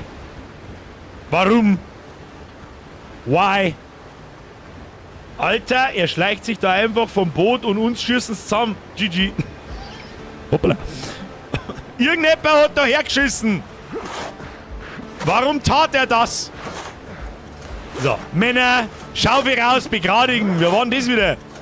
Was waren das wieder für Gläufe, sag? Das sind Ameisen. Nein, ich glaube, es war ein Besoffener. Ich glaube, ein Besoffener hat da mit der Schaufel aus der Luft irgendwie Erde hergeräumt.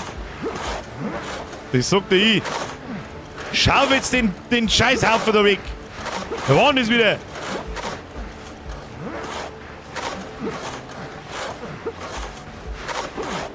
So, wunderschön. Abflachen. Abflachen. Dann schaut das wieder gut aus. Ich weiß nicht, wer es war. Das nächste Mal, wenn ich jemanden sehe, dann gibt es die Schaufel to your face. So, was der man jetzt? Wie baut man Kanonen? Haben wir überhaupt schon Baupläne für Kanonen? Haben wir überhaupt irgendwas? Ah, da haben wir was. Rache wird am besten kalt serviert. Finde 4 schwarze Punkte. Können wir überhaupt schon Kanonen bauen? Jetzt warte mal. Was haben wir denn da so gekriegt?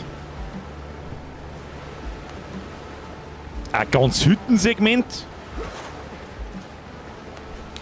Ah, so habt ihr letztes Mal die Hütten so schnell gebaut. Ich verstehe. Hier.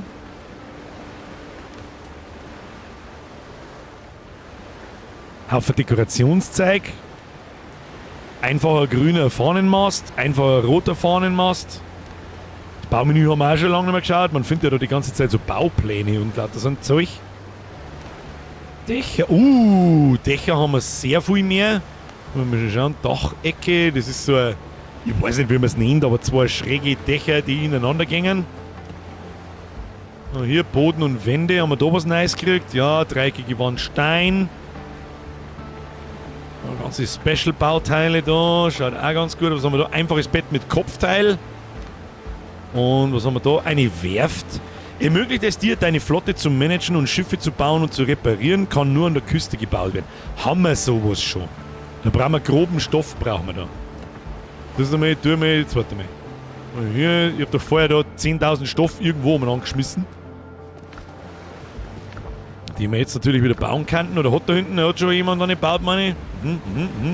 Ich brauche bloß so schaffen, irgendjemand baut es, glaub schon. Ich glaube, wir dürfen mal unseren Steg erweitern. Meine Damen und Herren, wir bauen jetzt den Steg weiter. Phase 1, Steg bauen, damit unsere Boote da Platz haben. Und zwar 3 Kilometer weiter raus und dann da so auslegen. Wir bohren die 1, 2, 3, 4, 5, 6, 7, 8. Ich will die auslegen. 8 in die Richtung. Ja, vielleicht noch nicht, noch einmal eins weiter aussehen. Ich würde mal sagen, so ab da. Da will unsere Schiffe Platz haben, ist ja klar. Schiff zurückrufen, Catch. Das ist ja so ein bisschen, kann man da einen Parkplatz irgendwie festlegen oder so? Hunger! Haben wir vorher schon vergessen zum Fressen. Wer steckt dahinter? Jetzt pass mir auf. Was haben wir da eigentlich, was waren das? Vorgefertigte Strukturen, der Pier war das, gell? Das ist das Teil da. Was brauchen wir da? Holz. Wir haben ja doch 5000 Holz gehabt. Wann die ganzen neu? Ich schicke euch zum Holzhacken, Leute. Wieso hat eigentlich unser erster Stock um keine Fenster? Wieso haben die Fenster da um so asynchron? Wieso ist der Ausgang da so asynchron? Ja, ich weiß nicht, das habe ich gebaut, ich weiß schon. Lasst mich in Ruhe. Man lasse mich in Ruhe. Na, springst du jetzt rein oder nicht? Was ist denn da oben eigentlich los? Irgendwie brauchen wir einen Plan. Ich weiß gerade nicht, wo alle sind. Es ist schon wieder ein wenig ein Durcheinander, Kinder. Es ist ein Durcheinander. Kann ich vom Fenster aus springen? Ja, kann ich. Was haben wir da? Da sind Waffen drin. Oh, da hat irgendjemand hat schon ein wenig umeinander. Jetzt warte mal. Da habe ich was gesehen. Da sind nette Stiefel drin. Die klaue ich mir. Stiefel, Riebenpilz, Stiefel. Dann kriege ich nämlich einen Set-Bonus, glaube ich. Ausrüstung des Freibeuters. Hut des Flibustiers. Freibeuter. Das müsste doch ein Set haben. Da. Erhöhte Chance auf kritische Treffer um 10%. Erhöhte Chance auf kritische Treffer um 10%. Ja, schau hier. Ich weiß nicht, wessen Stiefel das waren. Ich hab's gestohlen. Ich hab sie geklaut. Schau mal, wo ist denn überhaupt da jeder? Was tut denn da jeder? Ja, Gebäude haben wir alle. Wir brauchen Fell. Alter, er schleicht du kannst vom Steuer aus schnell reisen. Wenn du Kanonen hast, ja, derzeit können wir noch mitfahren. Jetzt schauen wir mal die Werkstätten an, was wir da alles bauen können. Habe ich auch schon lange noch mal reingeschaut. Schauen wir mal. Da ist eigentlich nichts mehr geworden. Für was braucht man einen Tontopf? Kein Helm. Nicht auf dem Kopf tragen. Unverzichtbar für die Alchemie und zum Kochen. Ja, okay. Verstehe. Was ist das für ein Ding da? Zerlegungstisch. Oh. Ja. Ich nehme jetzt da einfach einmal alles. Passt schon. Mach Kanonen. Ja, Salim. Weiß ich nicht. Mach Flickflack. Wie macht man scheiß Kanonen? Schiffswerkstatt. Da sind wir. Da, hier. Einen 12 Pfünder. Was brauchen wir da? Kupferbarren. Kupfer. Haben wir nicht schon ein Kupfer gefunden? Warte mal, haben wir nicht auf der Insel da schon mal? Was ist da? Kupferlagerstätte. Meine Damen und Herren, wir gehen zur Kupferlagerstätte und rammen das Kupfer aus. Bitte alle mitkommen. Nehmen Sie sich eine Spitzhacke. Wir kupfern jetzt.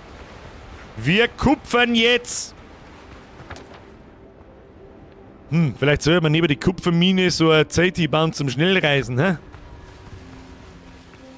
Brauchst du auch das Enterzeug? Jetzt brauchen wir erst einmal Kanonen. Phase 1.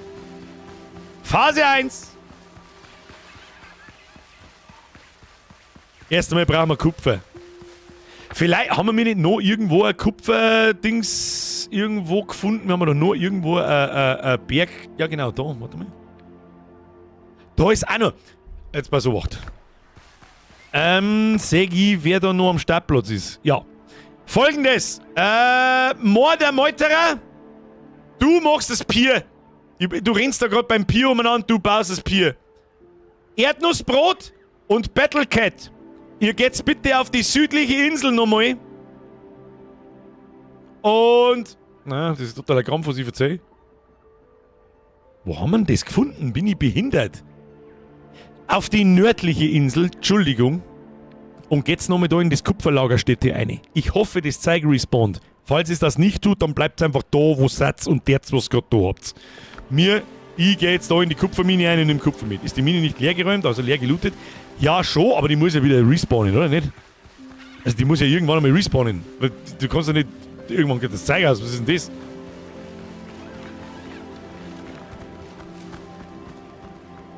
Das sehen wir jetzt gleich, weil bei der waren wir letzte Woche da.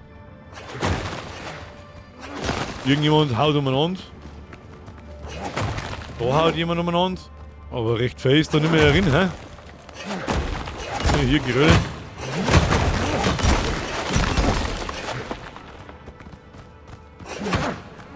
Also ich bin mir relativ sicher, dass wir das ausgeräumt haben. Wie viel Kupfer habe ich jetzt da gekriegt? 17, okay.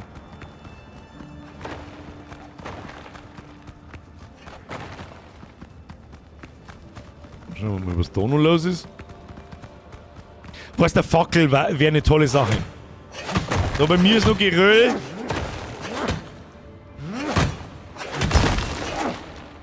Man sagt halt... Wieso hab ich keine so Lampen? Ich mag auch Lampen. Ich gebe sie mal einmal da für Lampen. Die nehme ich dann von daheim mit. Die laufen am Bereich nach. Ist absolut, das passt. Da ist, irgendwo da ist noch Geröll gewesen. Geröll. Steine nehmen wir auch mit. Die können wir auch irgendwann brauchen. Säge schon kommen. Wenn wir unseren Turm dann bauen, dann ist mir übrigens wurscht. Mit dem Holz kannst du diese Standfackeln bauen. Ach, die sind baut. Ich hab gemeint, die stehen da von Haus aus herin. Weil da haben ja auch Besi. Da waren ja auch Besi herin. Höhle verlassen, glaube ich. Versteckt sich hinter einem Geröll Kupfer? Ich hab keine Ahnung, ich glaube schon. Also vorher war es so. Bei mir war es einmal so. Ich habe jetzt wie viel? Ich hab 20 Kupfer. Das ist jetzt nicht der Teufel, aber ein wenig Eps ist es auch. Ein wenig Eps ist auch. Jetzt warte mal, es ist doch eigentlich kürzer da zum Wasser zum Laufen, sie in Kisten in sein Boot rein zum Sitzen und dann heim zum Teleportieren, oder nicht? Das ist doch eigentlich nach Adam Riese das Gescheiter, nicht? Vollsprint, das probieren wir jetzt einfach aus. Schauen wir, wie schnell er ist. Schauen wir, wie schnell er ist. Hier, tun wir mein Schiff her. Hallo? Schiff rufen, Boot. Boot! Und dann hier diesen und dann diesen. Und dann waren wir ungefähr gleich schnell. Naja. Wenigstens Epsi. So, jetzt mal. Wann ist ein Viertel nach 9 geworden? Mann, wir haben doch nix da. Ach, geh weiter. So, hier Kupfer. Jetzt müssen wir da ein bisschen Zeug einschmelzen. Also ein paar so Kanonen, ich möchte auf alle Fälle nur mit der Kanone schießen. Koste es, was es will. Herstellen. Aber das dauert eine Zeit da unten, gell? Oh, wir haben aber 2 Kills. Da haben wir 33 drin, da 49. War das letzte Woche schon so, dass man da gesehen hat, wie viel das drin ist? Weiß ich nicht mehr. Ich glaube aber schon, weil da war ich damals schon. Begeistert.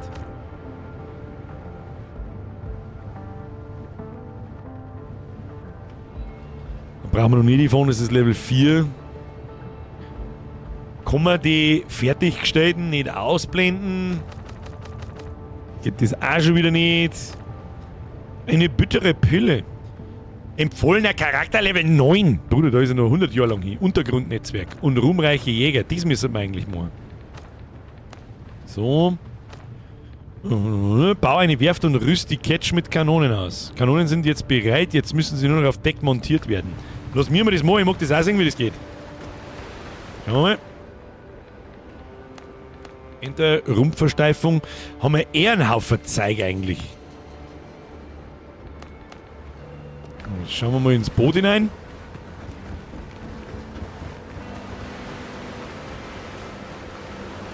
Mal schauen, wie das ausschaut, wenn man seine Schiffe managt. Catch. Vom Flaggschiff herunterstufen. Schiff reservieren, Schiff reparieren, Schiff zerlegen. Catch, Bruderschaftscatch, Trefferpunkte 50, 65.000, 35.000, das Blackbeard Catch. Frachtgröße 20, 36, 3 Kanonen, 12 Pfünder. 3 Kanonen haben es alle. Wiederherstellungskosten niedrig. Und da unten sagt man, was Schiffsauswahl. Schiffe in der Reserve oder sagt da jeder sein eigenes Schiff oder wie verstehe ich? Weißt, jetzt kennen sie da halt keine alte Sau aus, wem welches Schiff gehört. Oder muss da jeder seine eigene Kanonen bauen oder das ist ein wenig durcheinander. Nein, da brauchen wir bessere Menüs, meine Damen und Herren. Wenn du willst, kannst du die zerlegen und in eine andere bauen, bekommst alles beim Zerstörten zurück. Es sind Varianten. Okay. Ich baue jetzt einmal diese 3 Dinge da. Kostet es was, oder zumindest ich baue mir einen 12-Pfünder. Wenn wir 12 Pfünder her, hier alles nehmen und dann stecke ich jetzt mal in mein Boot ein. Ich nehme mal an, dass jeder... Doktor Schnauze. Ich nehme mal an, dass jeder sein eigenes Schiff sägt. Oder? Da hat jemand auch schon wieder lila Segel. Wer hat denn das gemacht? Lass mich mal da an den Tisch her, ich kann überhaupt nichts tun. Jetzt halt. So, Catch, Schiffswerft, nein, Schiffsauswahl. Ja, Catch, Standardvariante, Schiff verwalten. 12 Pfünder! Da gehen aber 4 ein, oder nicht? Was das ist, weiß ich nicht, aber das ist der Rumpfverstärkung und das ist das Enterklump. Schiffsausrüstung. Ah, ich verstehe. Schiff-Aktionsfeld. Gibt's da dann Items, wo man irgendwas tun kann damit, oder was? Gegenstandsstufe 1. Okay, also das Schiff hat jetzt 3 Kanonen, obwohl ich nur eine bauen muss und steck die dann da rein und dann ist das gut, oder was? Kann man das Ding umbenennen irgendwie, dass jeder zumindest sein Schiff erkennt? Oh, was habe ich jetzt da? Na, passt schon. Schiff verwalten.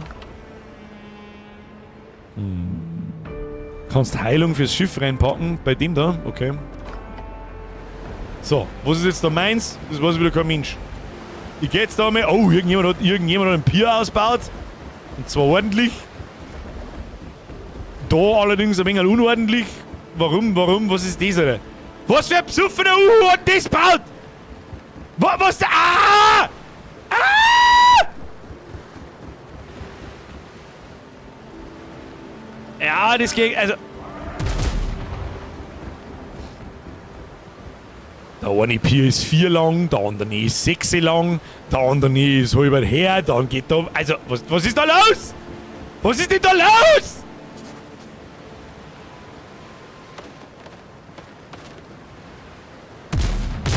Warum das da?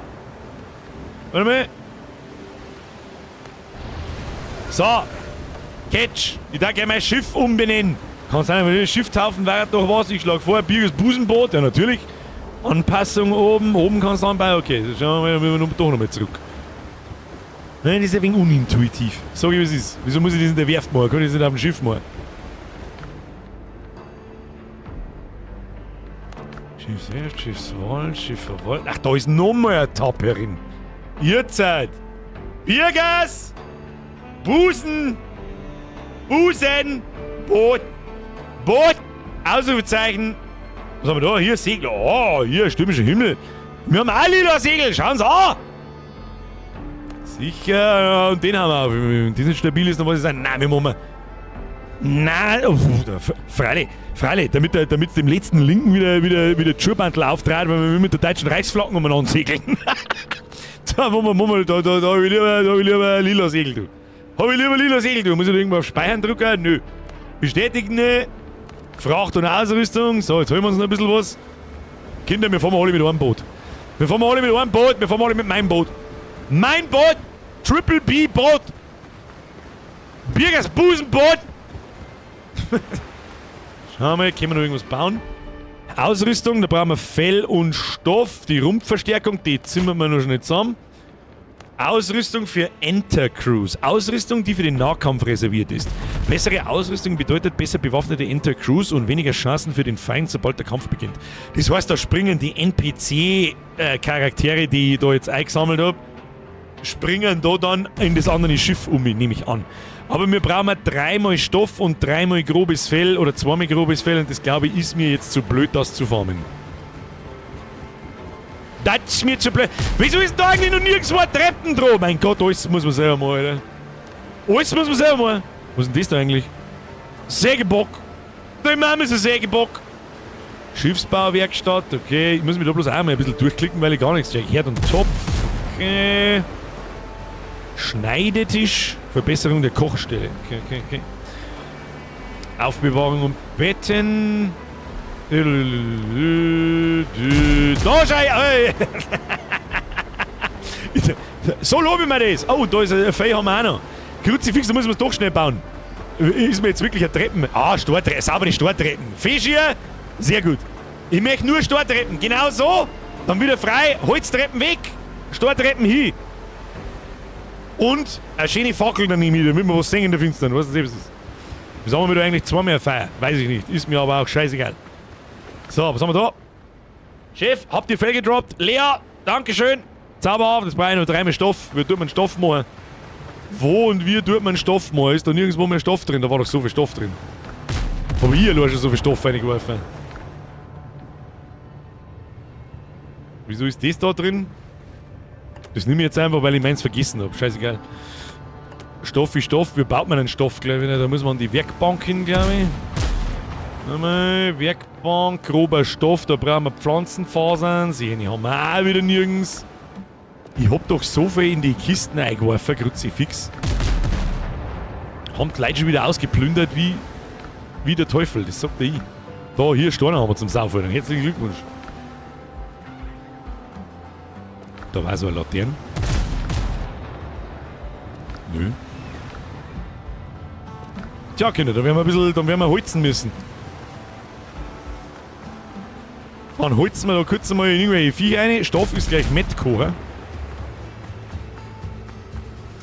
Herr Icarus, ich weiß nicht, was du meinst.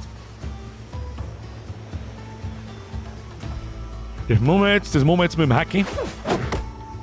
Ja, da müssen noch so Fasern. Fliegen da auch Fasern raus oder gingen die nur für die kleinen. Außer. Der gute, die Fikus! Warte mal, machen wir so. Ah, da, hier, Pflanzenfaser. Der leichte Ausfallschritt nach vorn nervt mich übrigens ganz gewaltig. Wenn man zuhaut. Oh, ist noch was. Fasern gingen aus. So, hier, her mit der Faser. Geben Sie mir Fasern. So, die müssen gegangen für den Stoff. Ab nach Hause.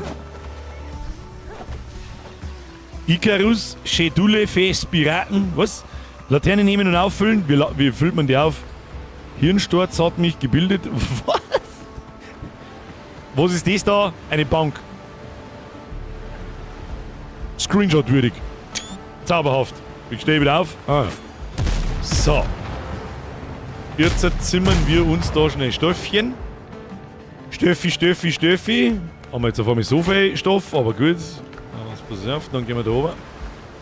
Und dann bauen wir die Ente aus, weil wir jetzt wieder keine Kupferbahn haben. Kruzifix! Tu die Kupferbahn jetzt her. Stuckerer 14. Was ist da? Warum werden da keine mehr gebaut? Doch, werden schon gebaut. So. Wie viel brauchen wir? Wie viel haben wir? Weiß ich nicht mehr auswendig. Ein Stuckerer 3 noch. Und dann fahren wir und schießen wir irgendein scheiß Schiff über den Haufen. Ihr springt rein, ich schieß. Oder wer schießt denn da und wie schießt man da? Wie viel hab ich jetzt gesagt, brauche ich 3 Stück. Einen habe ich schon, gell? 7 brauchen wir. Mach halt einmal ein bisschen schneller da! So, einen noch. Komm schon. Kommen Sie raus, ist dabei was. Ja. Das und das und dann passt das. Da schauen wir aus. Du jetzt mir da einen Kupferbahn aus der Höhe rotzen. Da anstehen.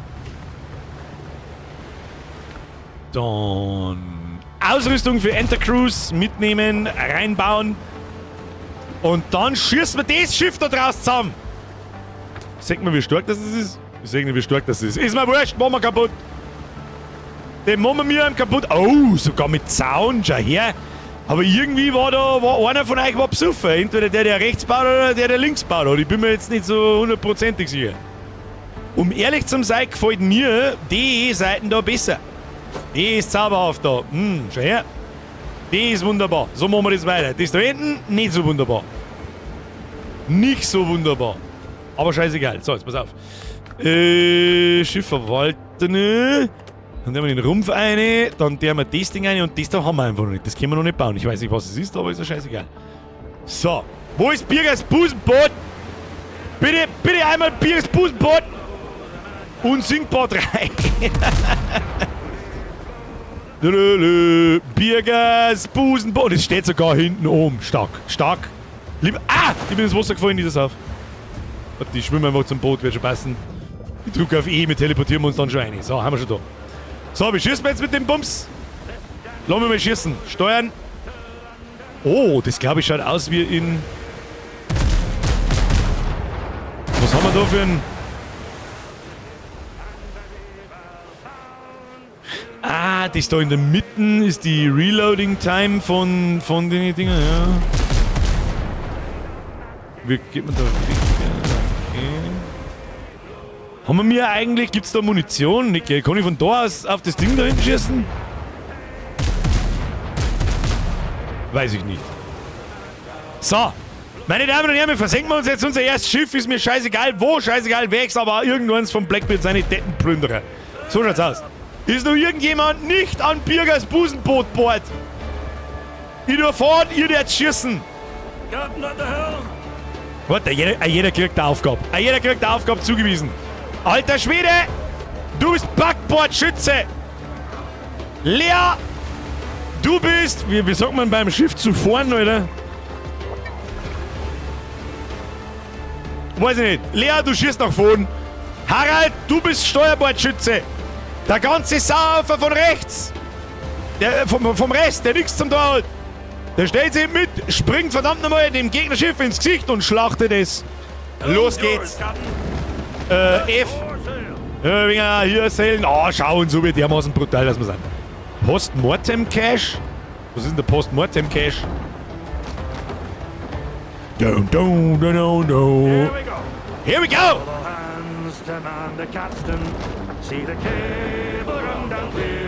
Da ist die fette Mama und der Hackfleisch, Johnny. Die wieder nicht zugehört haben. Back, okay. Ich will gleich mehrere Leute wissen, dass da was da ein Bug ist und was nicht. Weil sie wieder 200 Stunden reingeschissen haben, seitdem ich nur da war. Wieso kann ich jetzt da eigentlich Munition hin und her schalten? Verstehe ich nicht. Wir machen jetzt das Fluch der Karibik-Manöver, meine Damen und Herren. Einer fährt rechts, einer fährt links am Boot vorbei und von links und rechts ballert man volle Kanone rein. Lea, du schießt schon mal voran. Und kurz bevor wir drin sind, glaube ich, hat leider bloß der alte Schwede was zum... Oh, die kehren die Wichser. So nicht, meine Freunde, so nicht. Pass auf. Eine Breitseite. Eine Breitseite.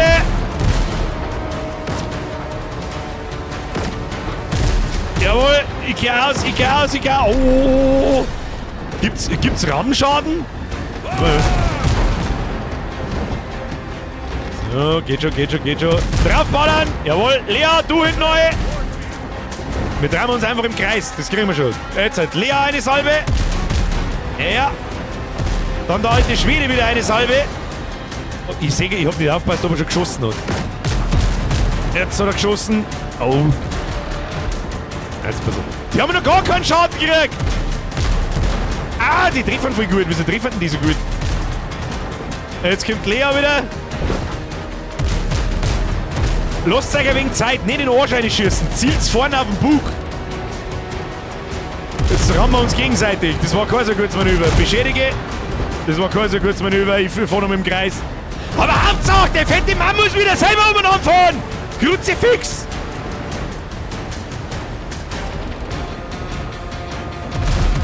So.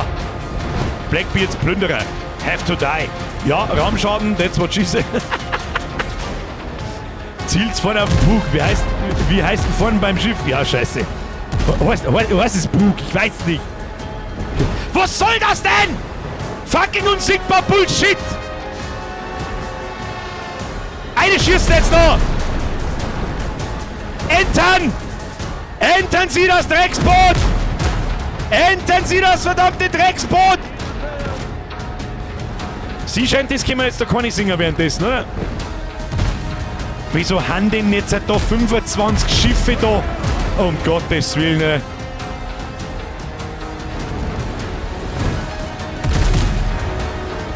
Wer schießt denn da Steuerbord? Wer schießt da 20 Meter neben dem Schiff vorbei? Was ist denn mit euch? Als das 400 von mir schießt man auf unsere eigenen Leute. Also ich hab schon gesehen, sobald es ums Schießen wird. So, hier, jetzt links, schießt halt links irgendjemand. Warum hier keine Kanonen? Hier, Längsseite, okay, ich verstehe. Warte mal, jetzt müssen wir rückwärts, seitwärts.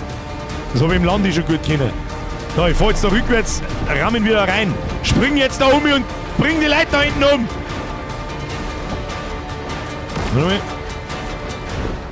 Warte, ich versuche mich hier zum Drehen, dass wir entern können. Ich sehe einen Punkt schon.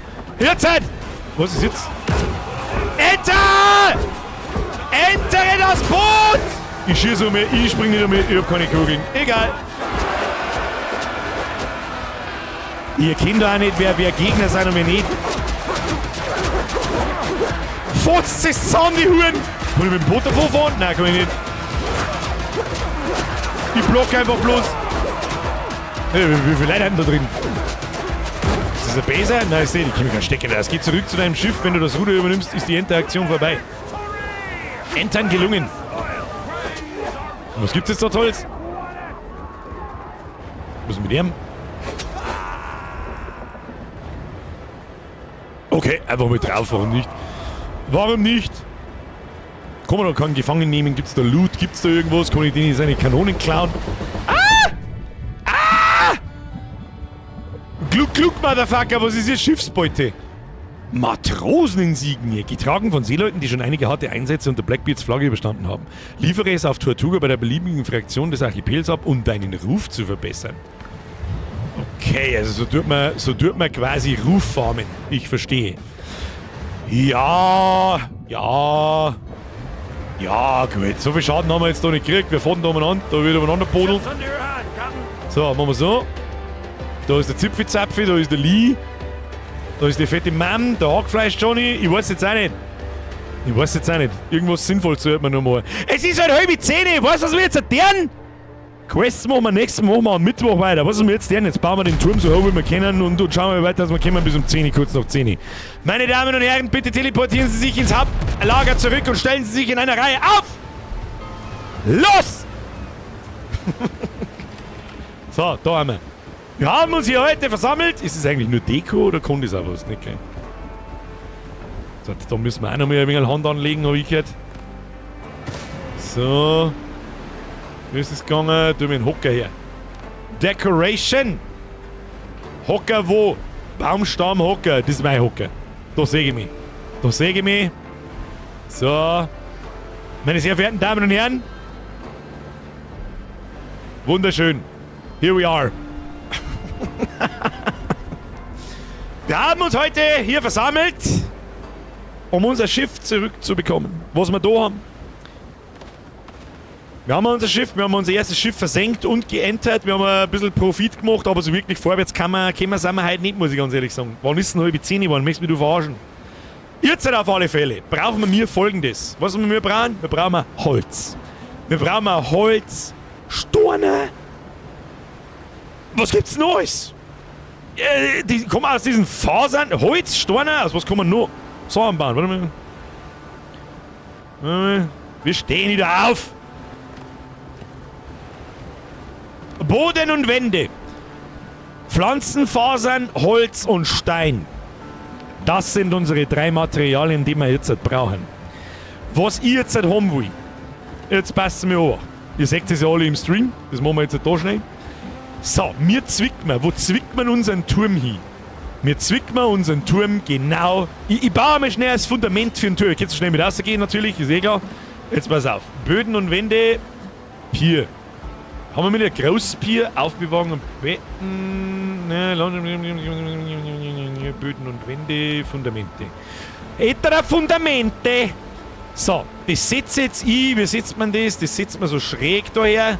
Das alles so in einer Linie ist. Das ist ein totaler Chaos. So, dieses hier. Dieses hier. Und dieses hier. Jetzt ist die Frage, reicht das für einen Turm? Ich weiß es nicht, dass man drin genug Platz hat für Treppen bauen und so weiter und so fort. Deswegen, wer ist jetzt da, haben wir überhaupt alle? Ja, ich glaube schon. Tut einmal, wir hatten schon ziemlich viel gebaut. Ich hab das Gefühl, der Lea, der alte Schwede und der Erdnussbrot und der Hackfleisch Johnny. Einer von euch baut mir jetzt da mal, ja, mach mal, der Mord der Meuterer. Ist das die einzige Möglichkeit? Nein, da kannst du herin. Ja, ich wollte gerade sagen, Mord der Meuterer, du bist nicht so der Baumeister, hab ich schon gespannt. Hab ich schon gespannt. Das Bier, wenn ich mir anschaue, dann meine ich, hast 14 Flaschen Captain Morgan gesoffen vorher. Ich bin mir nicht sicher. Dreht er sich um und schaut. Jetzt pass auf. Ich mache jetzt da einmal Wände hin, okay? So, hier, zack, zack, damit wir wissen, wie das ausschauen soll. So, ja, genau. Genau. Tu mal. Das ist irgendwie so gegangen. Hoppala. Machen wir das wieder weg. Und dann machen wir so. So, das hier ist unser Eingang. Das hier wird der Eingang. Wo haben wir Treppen, Pfeiler, Balken, Fenster, Türen, treppige Treppe. Ich baue ich da so her. Damit nichts passiert, verstehst? So, wunderbar. Haben wir schon. So. Ja, so kann man einen Turm natürlich bauen, das ist mir schon klar, aber irgendwie werden wir aufheben müssen, Leute.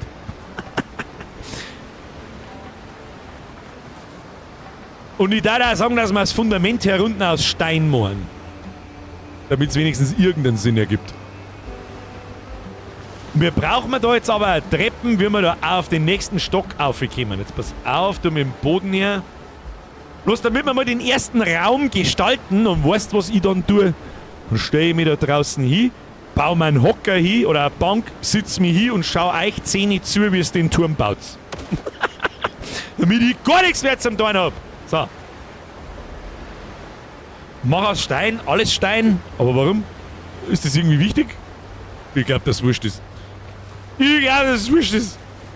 So, jetzt passen wir auf. Jetzt brauchen wir hier Böden und Wände. Ja genau, jetzt haben wir da einen Boden. 1 Boden. Warum kann ich denn dann nicht genug Ressourcen? Pflanzenfaser. Haben wir schon einen Steinboden? Nein, das ist ein Wandersboden. Bodenstöcke, Pflanzenfaser. Haben wir. Was ist denn das eigentlich? Was ist denn das eigentlich? Ein Block aus Stein. Können wir nicht brauchen.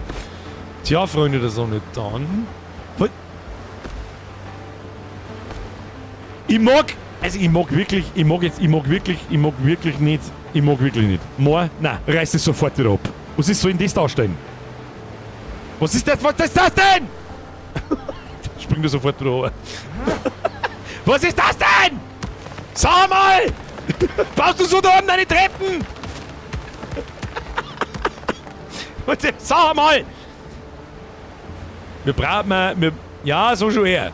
So schon her, ja. Und die kann ruhig 2 dick sein. Ist das jetzt ist das eine Stortreppen oder ist das. Was? Treppe hier, Treppe da. So. Besser. Ja, genau. Ja. Besser. Haben wir wahrscheinlich gerade andere Leute beim Holzhacken, jawohl. Weißt du was? Den Malterer. Gerne Holzhacken, Bütchen. Bis wir den ersten Stock da fertig haben. Tu es! Hack in Holz! Los! Ja. Nein, gefällt mir auch nicht. Hackfleisch, Johnny, nochmal zurück. Pass auf, folgendes. Böden und Wände, ich meine, der Turm soll ja auch noch was ausschauen. Wenn nicht ganz, dann tue ich das weg. Fast. Natürlich geht da andere Treppen dann weiter, das lassen wir mal noch. Lassen wir mal da auf. Wieso kann ich das Ding da nicht bauen? Weil wir keine scheiß Pflanzenfasern nicht haben. Grüezi fix, wieso haben wir jetzt auf einmal nichts mehr, kein Zeug mehr? Nee. Dreck. Was ich gern hätte, ist erstens Fenster. Das ist einmal das erste. Dann machen wir so. Lass mich nicht schauen. Da können wir auch dann Stein hernehmen, da haben wir auch ziemlich viel. Dann schaut das alles nachher zwar ein bisschen nach dem Durcheinander aus, aber das ist irgendwo ein bisschen Absicht. Das ist jetzt blöd an. So. Dann hier Fenster und Türen. Können wir nicht bauen, wenn wir keine Pflanzenfasern haben. Egal, dann lassen wir das dabei so. Das passt auch. Und kann mal irgendjemand Pflanzenfasern bringen? Das war jetzt haben wir weh. Super gemacht, Leute. Ich bin dann gleich fertig. Dann gehe ich von mir aus Pflanzenfasern hacken. Das ist mir scheißegal. Ich muss bloß schnell nachdenken, deswegen mache ich es nicht in einem Zug. Let me think. So. So. So. Wollen wir da uns kurz. Pass auf. Das ist natürlich nix. So. Verstehen Sie? Ich weiß nicht, warum der Danny da jetzt gerade einfach eine Kisten herbaut, aber gut, er kann ja nicht wissen. Machst du die Kisten da einmal nochmal weg, da? Weil meine Idee ist. Pass auf. Treppe, Steini. Wo hat er da angefangen? Ungefähr so. Und 2, 3, 4. 1, 2, 3, 4. Und da herum haben wir ein Fenster wieder, so damit ihr das Muster erkennen könnt. Das ist einmal so der Grundplan. Wieso kann ich das da nicht hinbauen? Wieso ist das gelb? Why is this yellow? I don't know. Versteht ihr, wie ich meine? Und was wir auch ganz oft brauchen, ist folgendes: Dekoration. Haben wir nicht irgendwo eine Wandfackel gehabt? Ja. Weil sehen müssten wir halt schon auch was, ne? Bütchen, let me see something. Oh, da so her. Draußen brauchen wir natürlich auch 2. Stuttgart 2, damit man sich auskennt. Nehmen wir da hier an der Treppe brauchen wir ein Licht. Hat's geheißen. Und dann, meine, können wir uns die da sparen. Hauptsache haben wir uns bei der Treppe mal leid. So, ja. Genau. Und immer so weiter. Weißt du schon, einmal den Raum so. Damit ein bisschen was drin steckt. Damit das ein wenig eine Hand und einen Fuß hat. Apropos Fuß, was wir da noch schnell tun? Hilfsmittel, Böden und Wände. Dann machen wir da noch sowas rundum. Hier. Zack. Das ist gut. Das ist gut. Oh, da haben wir eine 2 gebaut. Das wollten wir nicht so machen. So.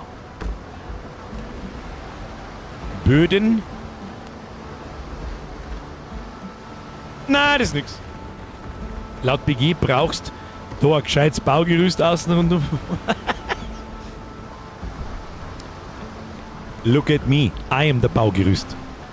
Wendeltreppen bauen habe ich auch schon überlegt, aber ich möchte die Tappen. Da kann man Sachen drin verstecken. So, also jetzt passt so was. Wer ist denn jetzt da? Ich gehe jetzt auch Holz hacken. Sonst, das ist eigentlich das Wichtigste. Wovon haben wir wie viel? Sag mal her. 580 Steine, 840 Pflanzenfasern, 546 Holz. Meine Damen und Herren im Wald, ich weiß nicht, was ist jetzt, habt ihr da, weiß ich nicht, einen Bulldozer auspackt oder was?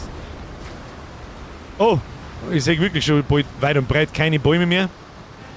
Aber auch noch keinen Turm. Aber wir arbeiten dran. Ich fahre mir jetzt auch mal ein paar. Jetzt haben wir 5 Minuten ein bisschen Holz hacken, sonst heißt es wieder, der Fettsack im Internet, der lässt die anderen Leute die Arbeit machen. Statiker liebst der Stream. Aber ich sage schon, 2 Stück kann man schon. Beziehungsweise 3. Naja, 2. Ein Stücker 2. Okay, also. Schau mal hinter das Camp, da ist kein Wald mehr. Ja, ich hab schon gespannt. Ich mach mit. Her mit dem Holz. So ist er, der Mensch. Kommt auf die Insel. Wie hat es mit den Steckern am Boden eigentlich hier? Einfach mal drauf drehst, ne? Hat's geheißen. Dann krieg ich ganz viel Holz. Okay. Schau hier. Geht schon was. Vielleicht soll man die Palme wachsen lassen, dann hätten wir mehr Holz, aber das sagen wir gar nicht. So. Hack das Holz. Hack den Shit. Klonk, klonk, klonk. Ich kann nicht sehen. Wie schön lang, dass wir hacken können. Schön. Zauberhaft. Ich denke, dass die Farbveränderung mit der Statik zum Tor hat. Das habe ich mir vorher auch gedacht. Ich hoffe nicht. Dann müssen wir die Wände leider Gottes, ich gehe wieder zurück aus, Wer keinen Bock mehr auf Holzhacken und so weiter hat, der kann dann mal kommen und Ratschläge zum Turm geben. Schauen wir nicht, doch hat's. Ja, ich denke mal schon, dass das wird nicht so Gaudi geben. Ja, dann müssen wir Stützpfeiler einbauen. Wird Heuschrecken, auf volle Kanone. Darum sage ich ja, zuerst Stein. Du hast doch, wie heißt denn du im, ich kenne mich halt bald gar nicht mehr aus. Im Spulerin heißt der alte Schwede, im Discord heißt der Cyberfox der alte Schwede und im Stream weiß ich nicht, wie du heißt. Ich weiß nicht. Amene. Dein Albtraum heißt er da. Nein, das macht überhaupt keinen Sinn. Das macht auch keinen Sinn. Müssen wir alles durch Steine ersetzen, oder was? Ja, dann fange ich da hier unten nochmal an. Hätte ich gesagt gehabt. Was passiert denn, wenn ich da rundherum alles raushau? Jetzt warte mal. Der kostet 1 Stein, der kostet 2 Steine, gell? So. Wir machen alles aus Stein. Also wer ganz oben am Turm baut, nehmt keine Pflanzenfasern mehr her, nehmt kein Holz mehr her, das brauchen wir vielleicht später. Weil ich kann mir vorstellen, Stein sehr stabil, dann Holz, bis das gelb wird und dann Pflanzenfasern. Deswegen habe ich mich umbenannt in Joachim van Penny, allerdings ist mir das Spiel beim Connecten abgeschmiert. Ich weiß gerade nicht, um was das geht, vielleicht habe ich aber auch gerade schon wieder einen Schlaganfall, das kann natürlich auch sein.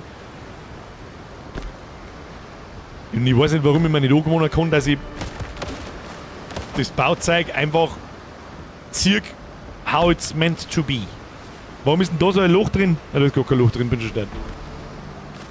Ist vielleicht unser Holzfundament nicht auch das? Gibt's da nichts Besseres? Gibt's da nichts Besseres? Ich weiß nicht. So. Wir können auf alle Fälle dann Steinerklepfen anfangen, das hab ich schon gesehen.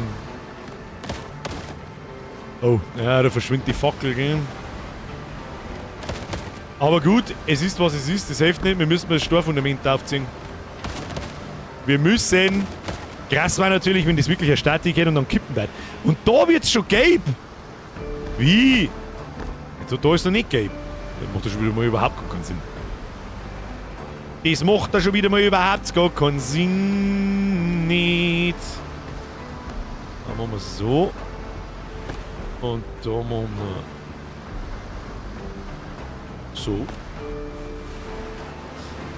Weil warum nur ein Fenster haben, wenn man 5 haben kann? Da man ist Treppen. Da kommen wir nicht weiter und da auch nicht. Oh, schau hier. Schau hier. Ich weiß nicht, was da umgebaut worden ist, aber ich versuch's mir wegzuzwicken. Ihr habt's da oben einen Pimmel! Unser Turm hat einen Pimmel! Was? Komm ich da irgendwie? Nein. Leider, unser Turm hat da oben einen leichten weiß ich nicht, ein Krebsgeschwür. 1 Krebsgeschwür. Ich kann das noch wegmachen, das und das. Und dort Stürmer einziehen. Jawohl. Ich weiß nicht, irgendjemand kann im mittleren Stock schon einmal anfangen, Steine auszutauschen. Dann brauchen wir vielleicht nicht gar so lang. Und ich mache übrigens mit Absicht da immer bloß 4 Stück. Außer, okay.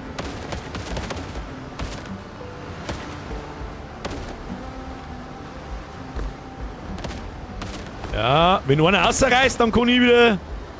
Ja, so weit komme ich nicht. So weit komme ich nicht auf. Warte. Ja, na, scheiße. Jetzt, ja, wird schon. Wird schon. So, wie viel Stunden? Wie schnell das so geht. Das ist jetzt wirklich nicht einfach irgendein Pimmelturm, sondern wenigstens ein bisschen ein Stockwerk, ein bisschen ein Treppen und lauter so ein Krampf. Und schon ist das Ding. Wieso brennt da oben kein Licht? Kreuzzackel Zement in der Finstern auch noch arbeiten. Gibt's eigentlich Fallschaden? Hackfleisch, Johnny, gibt's Fallschaden? Johnny, Fallschaden, bist du Johnny Fallschaden? Der ist echt mächtig, der Typ. Und da kommt der Klonk. Nö, es gibt keinen Fallschaden. Ich sehe so viel Potenzial für ein Ritterspiel, in dem du deine eigene Burg bauen kannst. Das Ding immer schon lang. Brauchen Pflanzenfasern. Da in der Mitte, der mittlere Teil vom Turm ist noch ganz viel Pflanzenfasern. Ich darf jetzt sagen, wir brauchen einen Farmer, das hilft nicht. Da, wer ist denn da so fleißig? Der Danny, die Lea ist fleißig, weißt du? Frauen wieder. Das Erdnussbrot und Battlecat und ich und irgendjemand einfach noch, weiß ich nicht, der Moor, ich sag einfach Moor. Wir gehen jetzt Pflanzenfasern suchen. Was brauchen wir noch? Warte mal. Mal schauen. Steine haben wir noch 113. Wir haben 1565 Pflanzenfasern. Freunde der Sonne, wir brauchen keine Pflanzenfasern. Holz haben wir 2000. Steine braucht man. Wo habt ihr denn das ganze Klump hier da? Habt ihr das irgendwo in einer Kiste eingelegt oder so? Da ist auf alle Fälle ein Haufen Holz drin.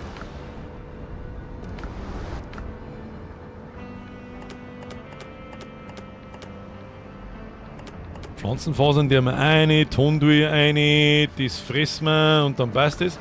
Habt ihr hier, für dich, Ed Birger, heiß ich, wie du willst. Du baust aus den Kisten, ja, ist mir schon klar, aber trotzdem brauchen wir Steine. Nichts ändert sich daran, dass wir Steine brauchen. Wie kriegt man Steine? Ich sehe als ein kleines Problem, muss ich ganz ehrlich sagen. Wir kann man nochmal in die Kupferstädte da rein. Ja, die Lea spät. Ein bisschen aus, vielleicht findet man noch was. Kisten sind vor dem Turm. Woher weißt du das? Du speist nicht einmal mit! Spreng ich! Oh, da sind tatsächlich Kisten vor dem Turm.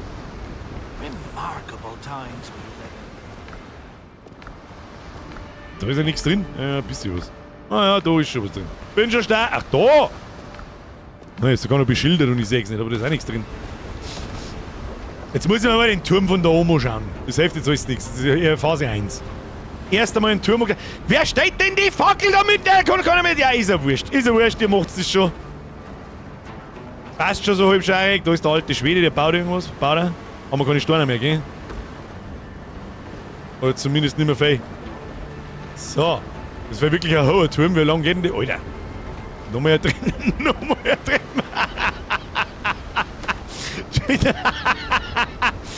Ja, ich meine, unser Heisal war einigermaßen groß. Nein, war es nicht.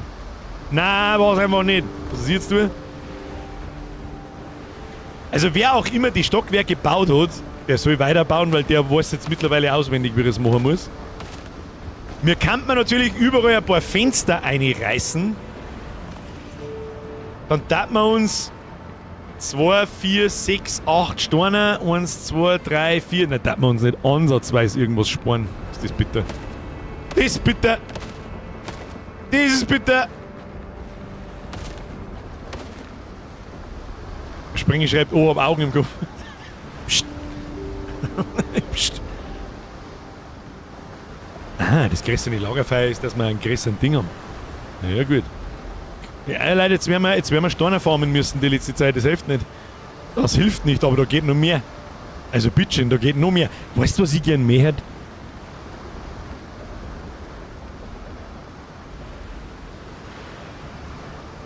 Mehr hätte jetzt von da. Mehr jetzt auf der anderen Seite da auch einen Turm bauen. Und dann eine Brücke. Ein Signalfeuer in Tee.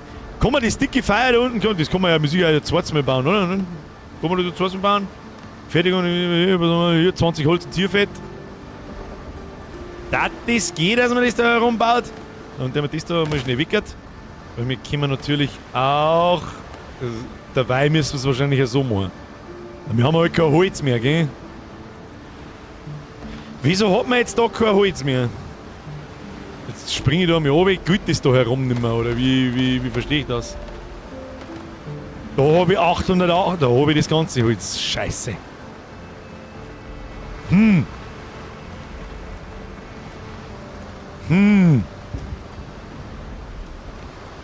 Ist der Baubereich mit dem Leichtfeuer quasi, Achtung, quasi Counter, wie eine Kugel. Sage ich das richtig, dass man oben drüber einfach nicht mehr bauen kann dann, oder was? Oder auf Flippen Nase schreibt auch gerade was, an das habe ich auch gerade gedacht, dass man die Kisten mit dem Holz einfach weiter aufgetut.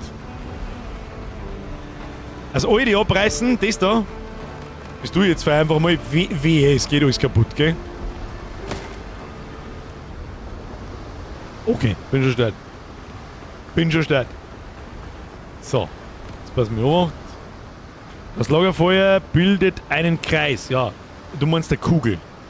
Nicht einen Kreis, einen Kugel. Hoppala, das wollte ich nicht. So, wir probieren jetzt mal schnell was. Gehen wir mal auf. Ja, wenn es ist, müssen wir halt das Holz und die Kisten transportieren. Eine Sphäre, ja, Moment. Ja, spring ja. Irgendwo hast du auch recht. Überwärts. So, mach schon mal Kisten her. Hier, blablabla. Dächer für Balkenböden, Wände. Aufbewahrung. Nimmst du mal die komischen Schäberkisten da, die stellen wir jetzt mal da so her. Und dann tun wir da mal Holz rein. 5 Holz, 5 Stoff.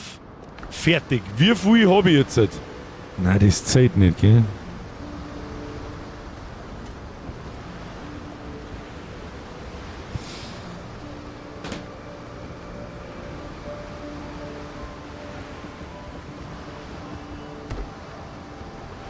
Machst Steinplatte oben.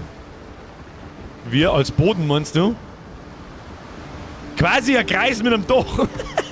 Ins eigene Inventar baust du aus der Hosentasche. Wo sind die Kanonentürme? Gibt's nicht. Feuer oben platzieren. Ja, dann reißt es vielleicht unten unser ganzes Zeug weg, weißt du schon? Das Risiko mag ich nicht eingehen. Dann werden wir aus der Hosentasche bauen müssen, so wie es gerade jemand geschrieben hat, ja? Meine Damen und Herren, wir müssen jetzt da eine Human Chain aufbauen. Eine Human Hosentaschen Chain. Das machen wir jetzt noch 5 Minuten in der Akkordarbeit. 1-2 Stockwerke kriegen wir schon noch hin. Wir brauchen alle Leute. Alle Leute mal zu mir her, das wird die letzte Aktion. Letzte Aktion. Damit ich Namen benennen kann. Hackfleisch Johnny, alter Schwede, Battlecat. Oh, aber der Dings ist relativ weit weg, oder? Die Lea war weit weg. Ah, nein, die Lea ist fast da. Ja, passt. Sounds good. Danny ist auch da, Hanne alle da, passt. Jetzt pass auf, das müssen wir jetzt ganz furchtbar koordiniert machen. Wer hat den Turm gebaut? Wer hat denn da den meisten Teil vom Turm gebaut? Bitte springen. Was der Hackfleisch Johnny? Dachte ich mir fast. Hackfleisch Johnny, du suchst da jetzt einen aus, wer mit dir den Turm baut. Der hat am zweitmeisten ohne gebaut. Oh, ich seh dich sogar nicken. Geschmeidige Sache. Geh mal zu ihm hin und spring. Ich brauche auf alle Fälle 2 Leute, die das Turmkonstrukt auswendig kennen. Ich nehme an den alten Schweden. Okay. Alter Schwede, okay. Mir braucht man... Ja, scheiße mal auf Steiner. Das hilft jetzt nicht. Steiner haben wir nicht nur da. Aber ihr geht's jetzt ganz auf und wir bringen euch Holz, Fasern, was auch immer. Und das ist die Aufgabe von uns allen jetzt daneben. Rammt alle Kisten aus und stellt euch in einer Reihe zu einer oben auf. Nicht alle gleichzeitig als Zeige werfen. Ganz furchtbar wichtig. Weil sie sonst keiner auskennt. Einfach eine Reihe bilden. Außer mit Holz und Pflanzenfasern und die... Oh, Steiner habe ich auch noch, die nehme ich mit. Und dann einfach nach der Reihe mit einem Meter Abstand, dass wir uns nicht gegenseitig blocken.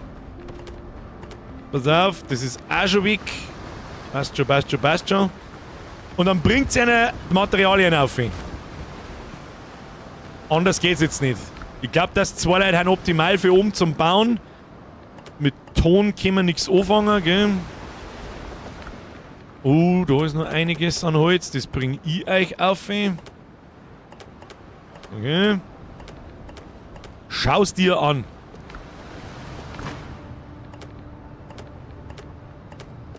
Wobei wir es Oma einfach hinwerfen können. Die sammeln das dann sowieso auf, sobald sie voll sind. Du solltest das Lagerfeuer wieder aufbauen. Aber Lagerfeuer bitte wieder aufstellen. Aber warum? Was passiert denn, wenn nicht? Ich verstehe nicht, für was das Lagerfeuer da ist, wenn wir das Fette haben. Ich meine, ich kann schon wieder hinstellen, um Gottes Willen. Ach, das ist... Ja, so. Komfort +1. Ja, keine Ahnung, ich stehe das jetzt einfach wieder da. Ich weiß auch nicht, was das soll. Ich hab gemeint, das ist unser... Was ist das schon? Leuchtfeuer ist nicht Lagerfeuer. Das ist doch gelungen, ich sag's doch. Funktioniert wie... Warum ist es da grün? Achso, weil es gerade gebaut wird. Okay, bin schon stark. So, ich geh jetzt mal auf und wirf da ein wenig Holz in den obersten Stock ein. So, kriegen wir schon. Man kann auf alle Fälle einen verdammt hohen Turm bauen. Das ist alles, was ich weiß. Der Turm kann verdammt hoch werden. Wir haben ja da noch nicht fertig. Da werden wir am Mittwoch noch mehr eine Runde bauen müssen. Oh, jetzt haben wir schon bei die Holztreppen. Ja. Muss ich euch das Zeug hier droppen? Ich nehme an. Achtung, ich hoffe, dass dieser so hier hat. Kann man das nicht irgendwie schneller droppen? Ja genau, und dann glaub ich da wieder auf.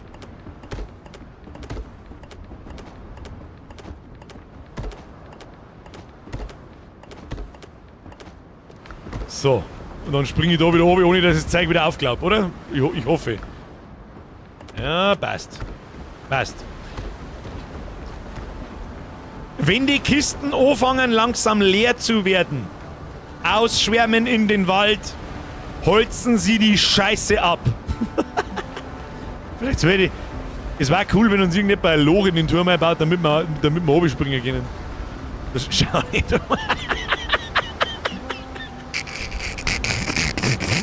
Da steht einfach ein riesengroßer Pimmel rum. Ein Wassergruben um den Turm? Ja, nein, Bondel mal. Say no more.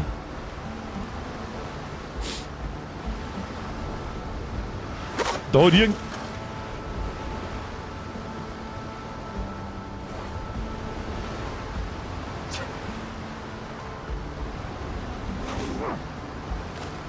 irgendjemand hat das Sachen angebaut, das tut mir jetzt leid, aber ich grab da jetzt rundum. Jetzt kann's graben! Grab so nah wie möglich an der Burg. Einen Burggraben graben wir da jetzt rundum.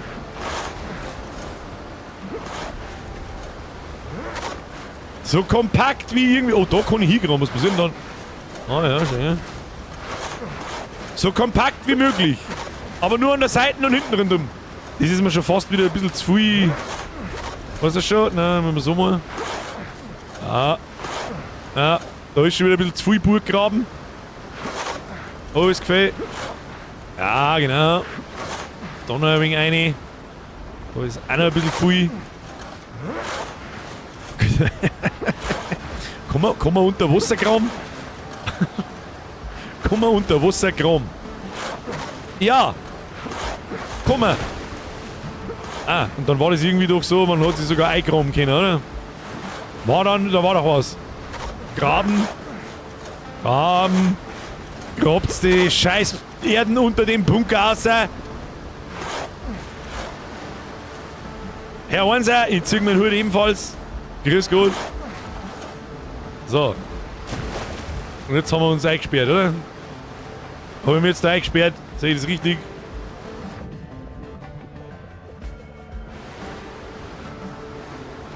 Na, geht noch. Auf hier 5. Graben. Graben wir da noch ein bisschen ohne. Gehen wir noch ein bisschen weiter 4. Los, lass mich graben.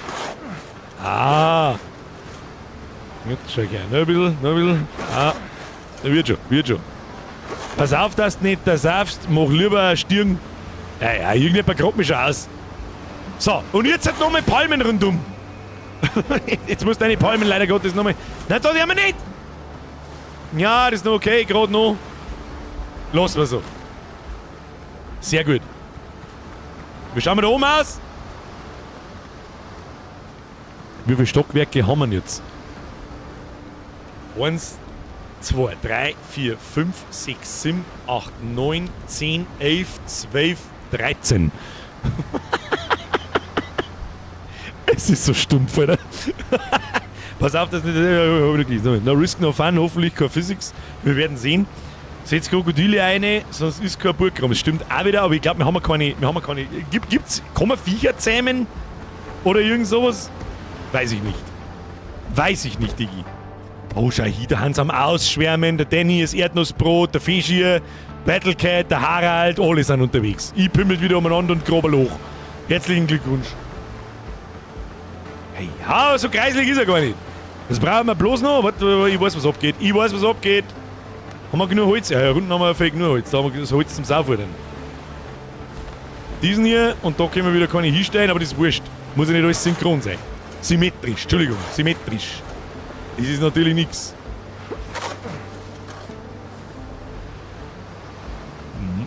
grab einfach umeinander. Grab wie du meinst, das passt schon.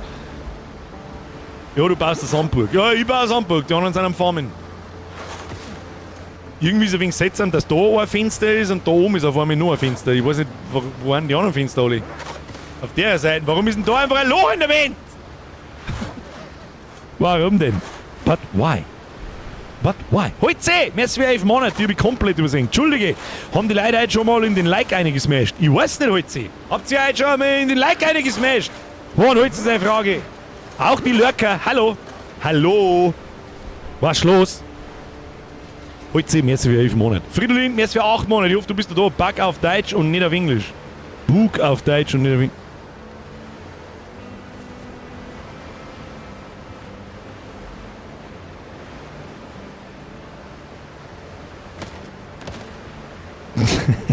Verdammt. Ich hab gemeint, dieser komische Todesstor von vorhin, das war Bug. Wir sind ja da nicht bei den Starship Troopers, das sagst du bloß, weil der gestern auf Pro7 gekommen ist und ja, ich hab mir ihn auch angeschaut. Und ja, der fast 30 Jahre alte Film, den kann man sich immer noch anschauen, auch wenn es wirklich ziemlich überspitzter Kitsch ist. Hast du das Baumenü genau gelesen? Ja, Cartoon, das habe ich auswendig gelernt. Das ist alles habe ich auswendig gelernt. Ja, Cartoon, mehr als 14 Monate. So, jetzt meine neigt sich der ganze Bums da langsam dem Ende. Pass auf, das Stockwerk lassen wir ja noch bauen. An den alten Schweden und an wird da an der geheißen. Scheiße, ich habe einmal vergessen, wie er geheißen hat. Wie hat er geheißen? Wir hatten da noch nicht Baumeister geheißen, ich hab's einmal vergessen. Preiset Aussicht, gleich. Aha, gestern wollen Sie mehr erfahren? Kriegen Sie. Nein, auch nicht der Johnny. Doch, der Weißwurst. Ich weiß nicht, ich geh einfach auf. Macht's einmal da oben das letzte Stockwerk fertig. Sonst wären wir nicht fertig. Ich zähle dabei nochmal nach. 1, 2, 3, 4, 5, 6, 7, 8, 9, 10, 11, 12, 13, 14, 15, 16 Stockwerke. 16 Stockwerke, meine Damen und Herren. Weißt du, was ich sag? An alle Farmer, ein Farmer, down, bum bum down. Lea und Harald, ihr könnt's langsam kommen.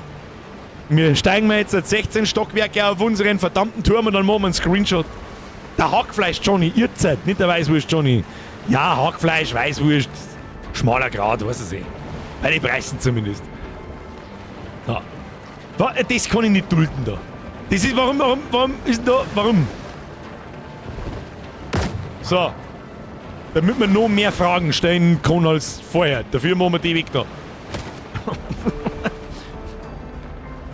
Jetzt 5. Stockwerk, feiern einfach ein Stückchen in der Mauer drin. Es ist der narrischste Turm ever. Es ist wirklich interessant, wir haben ja nicht die jüngste Community, das wissen wir ja alle. Also wir spielen auch momentan, ich möchte übrigens kurz nochmal auf den Alpenbund hinweisen, was Eve betrifft, der jetzt real ist seit gestern. Wir haben zwar immer noch keinen so einen richtigen Plan, was wir tun, und ich muss noch ein bisschen diplomatische Dinge aushandeln und so weiter, das dauert schon ein bisschen, aber er ist real. Und wir sind alle relativ alt. Also da ist keiner unter 35. Keiner ist da unter 35 beim Alpenbund. Okay? Soweit ich das gestern zumindest verstanden habe. Und jetzt schau her. Ich gehe davon aus, die Altersgruppe ist hier ähnlich. Ah, da ist irgendjemand im Stream, bitte in den Discord-Chat, in den Thread hinein, ist irgendjemand U30, der gerade auf dem Server ist. Das darf mich jetzt interessieren. Ich hole ein bisschen weit aus zu dem, was ich sagen will. Basti Hero schreibt, Basti, du bist auch Ü30, das weiß ich. Der Albtraum ist 90er. Genau, Baujahr 90, oder dann bist du 36. Oder je nachdem, wenn du Geburtstag hast, 35. Nö, aber ich bin 34, bei Eve dabei, 33. Ah, ich merke schon. Ich kann ja einen Namen nicht ganz lesen, weil ich einen Streamer-Mode habe, aber ist wurscht. Kupferstätte ist leer, ich hole noch Stein aus der anderen Mine. Das Lagerfeuer bildet einen Kreis.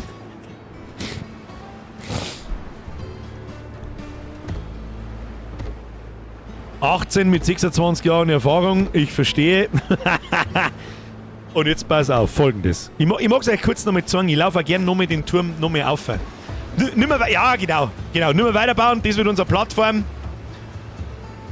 Alter, schauen Sie die Schiffe an, die schauen aus wie ein Spielzeug.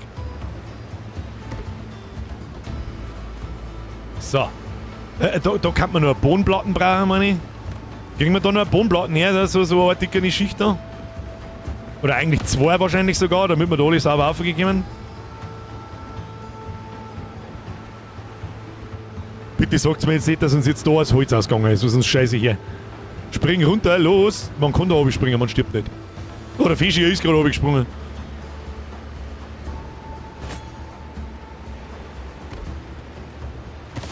Warum geht da kein... Das Lagerfeuer musst du nur aufstellen? Was für... Ach so. Ach, kann man so viel Lagerfeuer bauen, wie man will? Ich hab gemeint, das ist einfach ein Lagerfeuer, da muss ich mein Lager bauen, fertig. Und jetzt eine Planke zu deinen Schiffen. Der Turm muss bis über die Wolken dann noch rauf. Ja, wir arbeiten dran. Wir werden schon herausfinden, wann die Wolken beginnen. Ob die Wolken echt volumetrisch sind oder ob es bloß irgendwelche Texturen sind. Wir werden sehen. Kannst du jetzt bauen? Du wirst mir nicht verzeihen, dass wir jetzt bis daher bauen haben können und da in der Mitte kommen nicht mehr. Das war das traurigste, der traurigste Shit ever. Stehen wir alle da. So. Kriegen wir da keinen schönen Hintergrund. Geht's mal hier alle da auf die Seite nochmal. Wir brauchen einen Screenshot, Kinder. Mach den März, stell dich ganz oben hin und sag, das ist ein toller Anblick von hier oben auf sie herunterzuschauen. Also, jetzt wenn es euch einmal mehr mir geben hätte und ein bisschen mehr gearbeitet hätte, dann hätten wir auch 32 Steck zusammengebracht. Das ist ein dermaßen ein Sauhaufen, dass alles jetzt spät ist da drin. Ich halte es nicht aus! Sehr schön. Sehr schön. So, mehr kriegen wir nicht, oder? Kriegen wir da noch irgendwas anderes auf den... Ja, das ist ein schöner Hintergrund. Jetzt pass auf. So, ich stelle mir jetzt daher, wo der Fisch hier steht und ihr steht euch gegenüber und schaut's mich an. Wir brauchen einen Screenshot, Kinder. Wir brauchen... Feiertag wird gestrichen. Ja, mindestens. Mindestens einer. Der hat froh, dass es Sommerferien gibt. Es gab noch keinen Bürger vor ihm, der sowas ertragen musste. Stopp! Es wird nämlich schon wieder politisch und es ist bis nach der Sommerpause, hat sich das erledigt, okay? So, jetzt kommt nämlich folgende Ansage. Also ohne Witz, heute habe ich ein bisschen Angst gehabt, weil ich nicht so genau gewusst habe, was man da soll. Natürlich, Schiff holen, fertig, passt schon, ole ole, aber dann. Und ein Turm halt. Wieder genau das gleiche. Es waren einige vom letzten Mal schon dabei. Hackfleisch Johnny, Erdnussbrot weiß ich noch, alter Schwede weiß ich, Lea weiß ich. Wenn ich jetzt irgendjemanden übersehen habe vom letzten Mal, dann tut es mir wirklich leid. Battlecat, glaube ich, ist neu. Der Harald, da bin ich mir nicht ganz sicher. Ich glaube, der ist aber auch neu und die 2 Linken da, die haben auf alle Fälle auch neu. Gibt es eigentlich irgendwelche Gesten oder kann man irgendwie tanzen oder irgendeinen Scheiß? Nicht, aber das hätte schon lange gemacht. Dann... Ich kann es nicht oft genug sagen, nochmal. Ich habe da einen Server gemietet, der war nicht teuer. Ich möchte bloß sagen, dass das ein Server ist, das host nicht ich. Das kostet, weiß nicht, 15 € oder so, interessiert keine Sau. Ich habe hier keine Adminrechte. Weil es einfach keine gibt. Also es gibt keine Moderationsrechte, zum Beispiel Leute kicken, es gibt keinen Chat, es gibt kein Ingame-Voice, es gibt gar nichts. Jeder von euch kann hier drin einfach nur trollen wie der letzte Vollidiot. Weil ich nichts dagegen tun könnte. Was passieren dann ist, ich darf den Server ausschalten und dann gibt es einen Blätschmerz. Oder was weiß ich, was ich tue. Jetzt haben wir 15 Leute. 15 verschiedene Leute aus der Community. Die meisten wildfremd. Eigentlich alle wildfremd. Und nicht einer blödelt hier rum.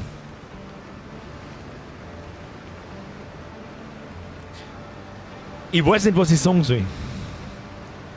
Ich lege meine Hand ins Feuer, das kannst du, ich wiederhole, wichtiger Punkt, bei anderen Streamer in dieser Größe, die so zwischen, kommt aufs Spiel natürlich drauf an, jetzt ist Sommer, da ist auch immer grundsätzlich ein bisschen weniger im Stream los und so, aber sagen wir mal so im Schnitt mit 1000 bis 1200 Zuschauern, übers ganze Jahr. Ja?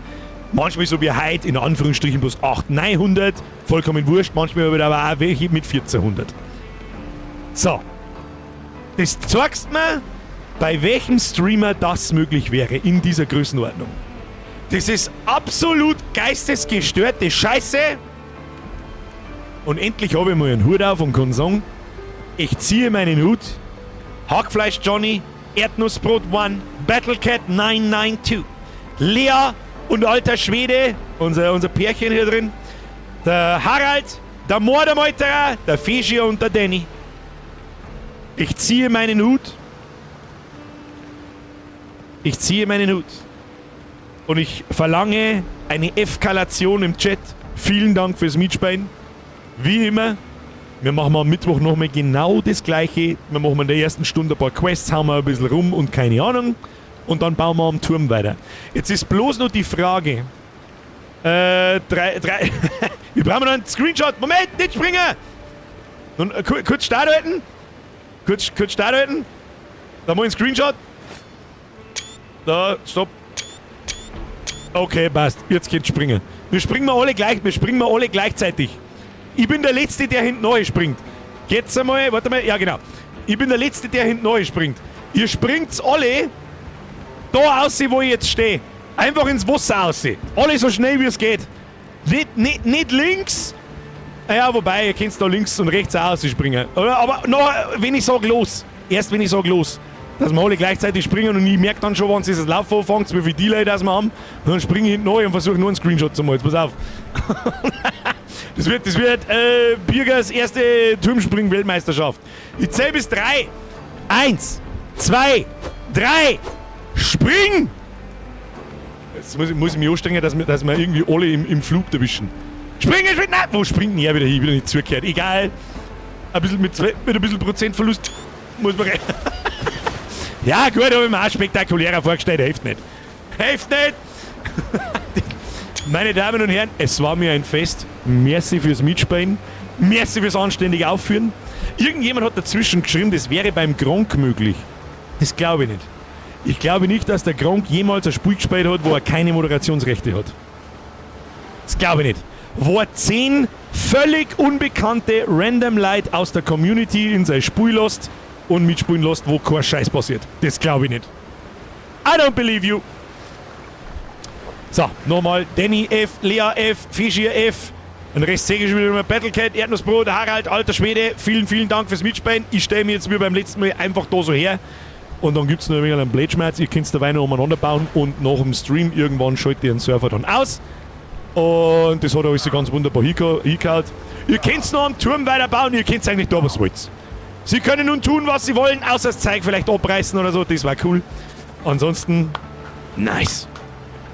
Ja, ich sehe schon, Community sagt, komm mal öfter mal. Das nächste Projekt wird übrigens, wie heißt's? Nicht Starcraft, Spacecraft. Auf das habe ich Bock. Das schaut gut aus. Das schaut wirklich gut aus. Und dann ist der Fox da. Foxy, bist du da? Ich hab's Wölfchen, habe ich schon gesehen. Ist der Foxler da? Eventuell muss ich mich mit dir mal über Star Citizen sprechen. Entspricht das der Wahrheit? Dass in 2 Wochen oder so Star Citizen 4.8 rauskommt mit... Also er ist nicht da? Okay, Wölfchen, magst du mir... Ist nicht wirklich wichtig, aber vielleicht kannst du irgendwann einmal drauf ansprechen, so, hey, Birger, Star Citizen! Vielleicht, da wird er dann von selber wach. Da wird er dann das. Hirnsturz ganz weit allein. Was ist denn hier? Wer oder was ist Hirnsturz? Gronk für Challenge nominieren, da die sagen. Ich glaube, dass am Gronk scheißegal ist, was ich hier mache. Da ist der Gronk ein too good guy, dass man da den verrückten Bayern nimmt, der den ganzen Tag umeinander flucht. Birger, ich darf da meine Waffen droppen. Birger, ich darf mal meine Waffen droppen. Was? Ich kenne mich nicht aus. Lausburg, zu viele Fs. Lausburg! Gut, sie fix wüssten. Ja, Tactical Strike Groups kommen raus. Okay, bedenken Sie. Ich habe das letzte Mal Star Citizen gezockt, 2018 oder so. Und dann immer nur einmal sporadisch ein bisschen Videos mitgekriegt und so. Ich weiß nicht, was Tactical Strike Groups sind. Mir hat heute jemand erzählt, es gibt Bubbles. Hoffe, Beta wird übernommen, war ewige Arbeit bei Spacecraft schon. Oh. Oh. Das glaube ich weiß nicht, sage ich wie es ist, aber ich kann mir vorstellen, dass aus der Demo keine Inhalte übernommen werden. Weil man da auch viel cheaten kann. Und das ist ein Online-Spiel. Und Chat hat Physics.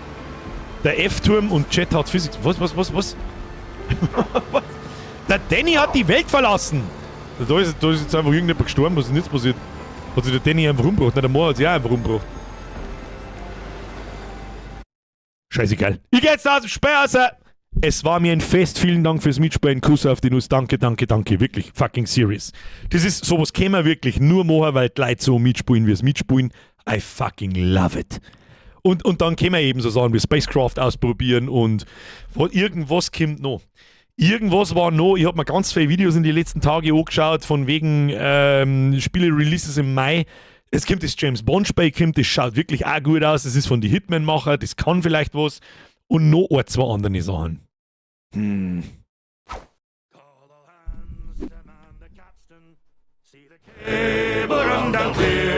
Heave away, and with the Will boys for Tortuga we will steer, and we'll sing in joyful chorus in the watches of the night, and we'll sight shores of Tortuga when the grey dawn brings the light. So, klang schon wieder. Sprengi, absolut richtig. Subnautica 2 kommt in Early Access am 14. Mai. In 10 Tagen. Spielen wir das. Ha, da kannst du mal Gift draufnehmen, dass wir das spielen. Und wehe, ihr kauft es euch an Tag 1.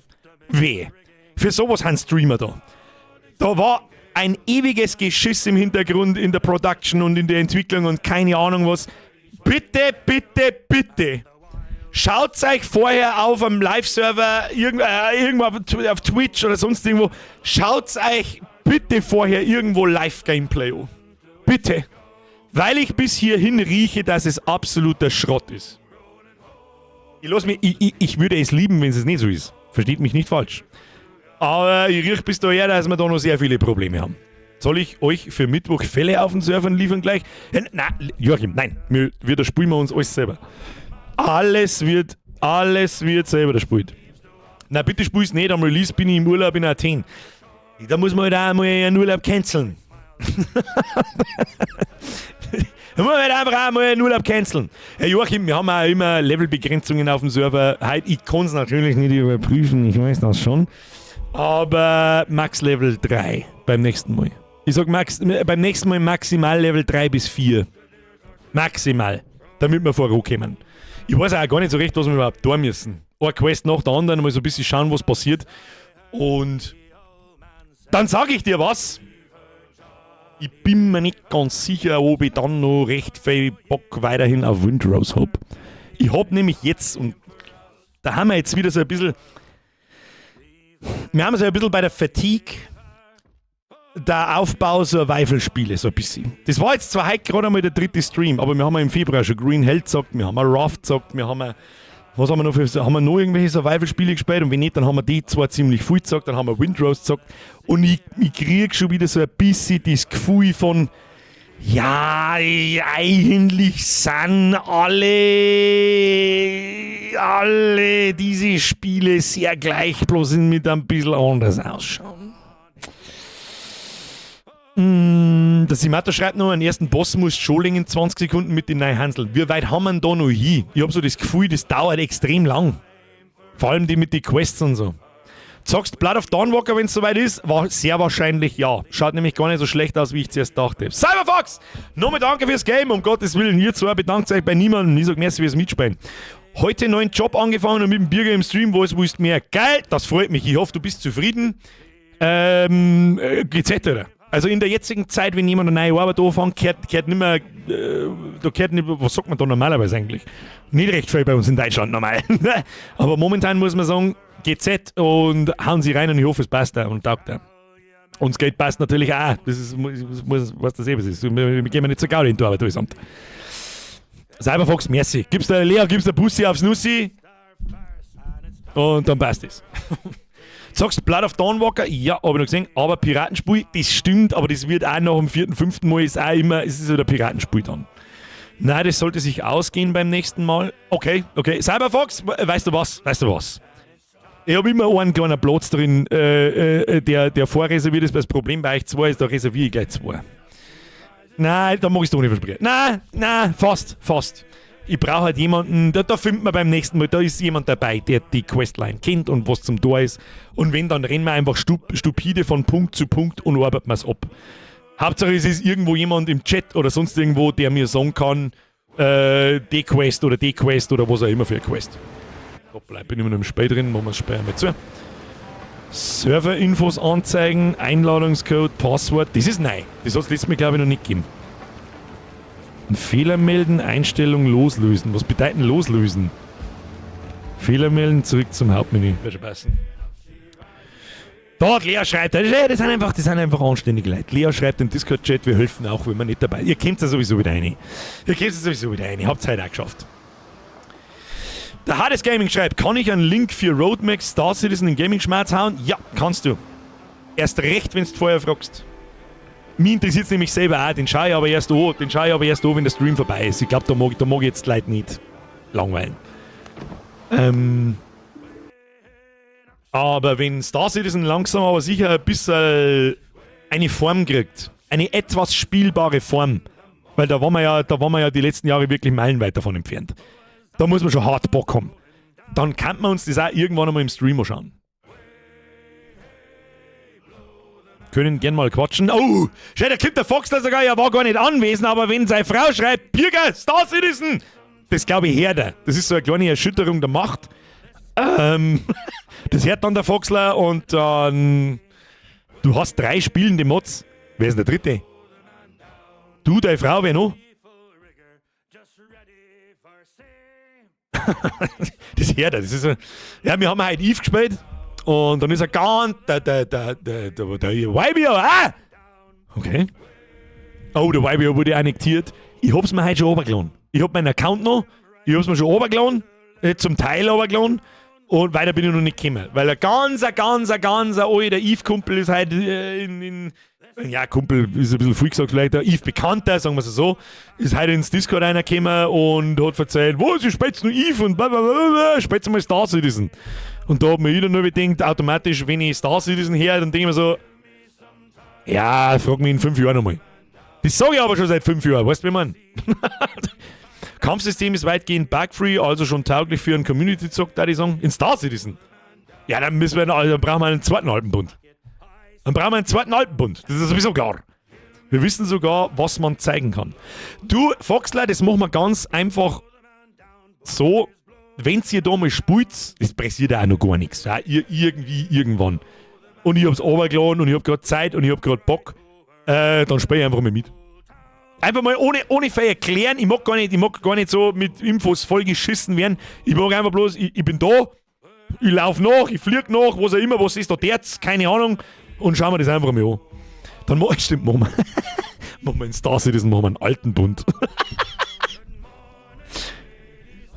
Um Gottes Willen, ich übersehe die ganze Zeit Leute. Was ist zu solch später Stunde noch schnell ein Mitglied? Was ist da los? Mr. Aurelia!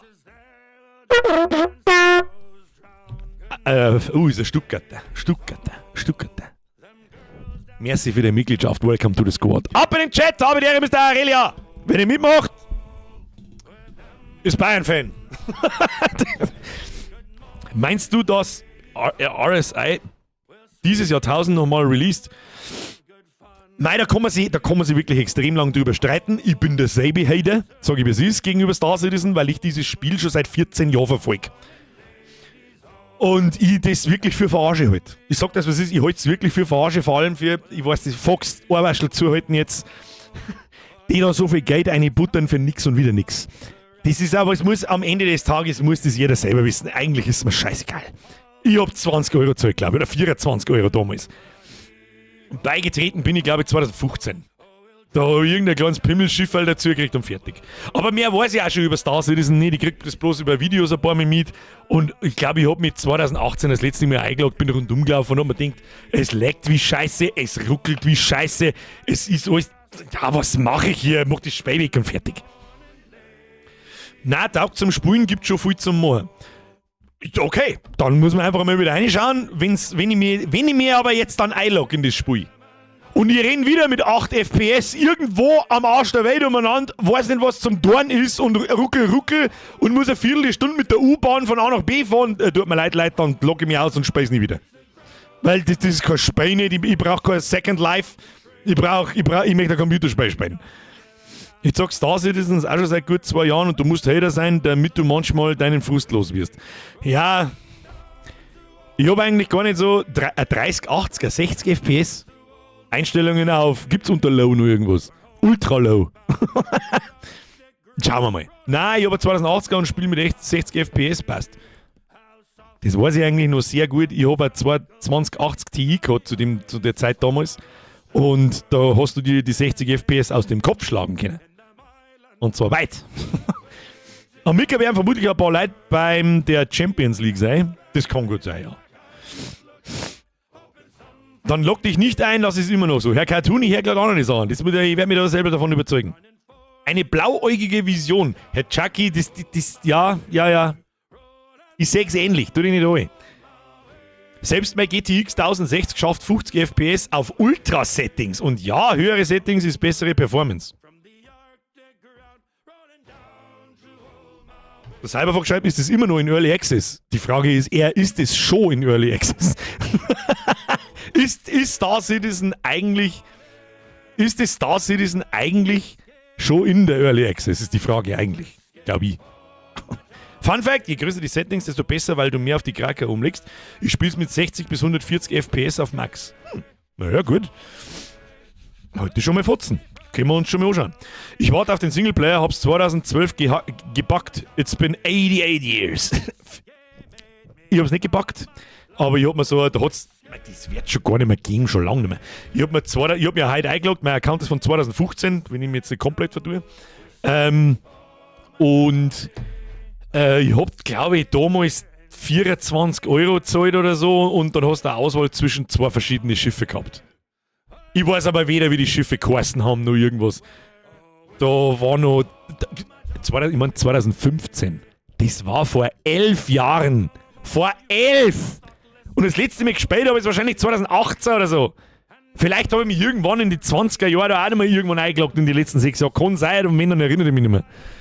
Egal. Schiffe, ich habe nur ein Plastikkattel gekriegt. Hast du nicht einmal Zugriff aufs Spiel gekriegt? Obwohl du gebackt hast. You serious?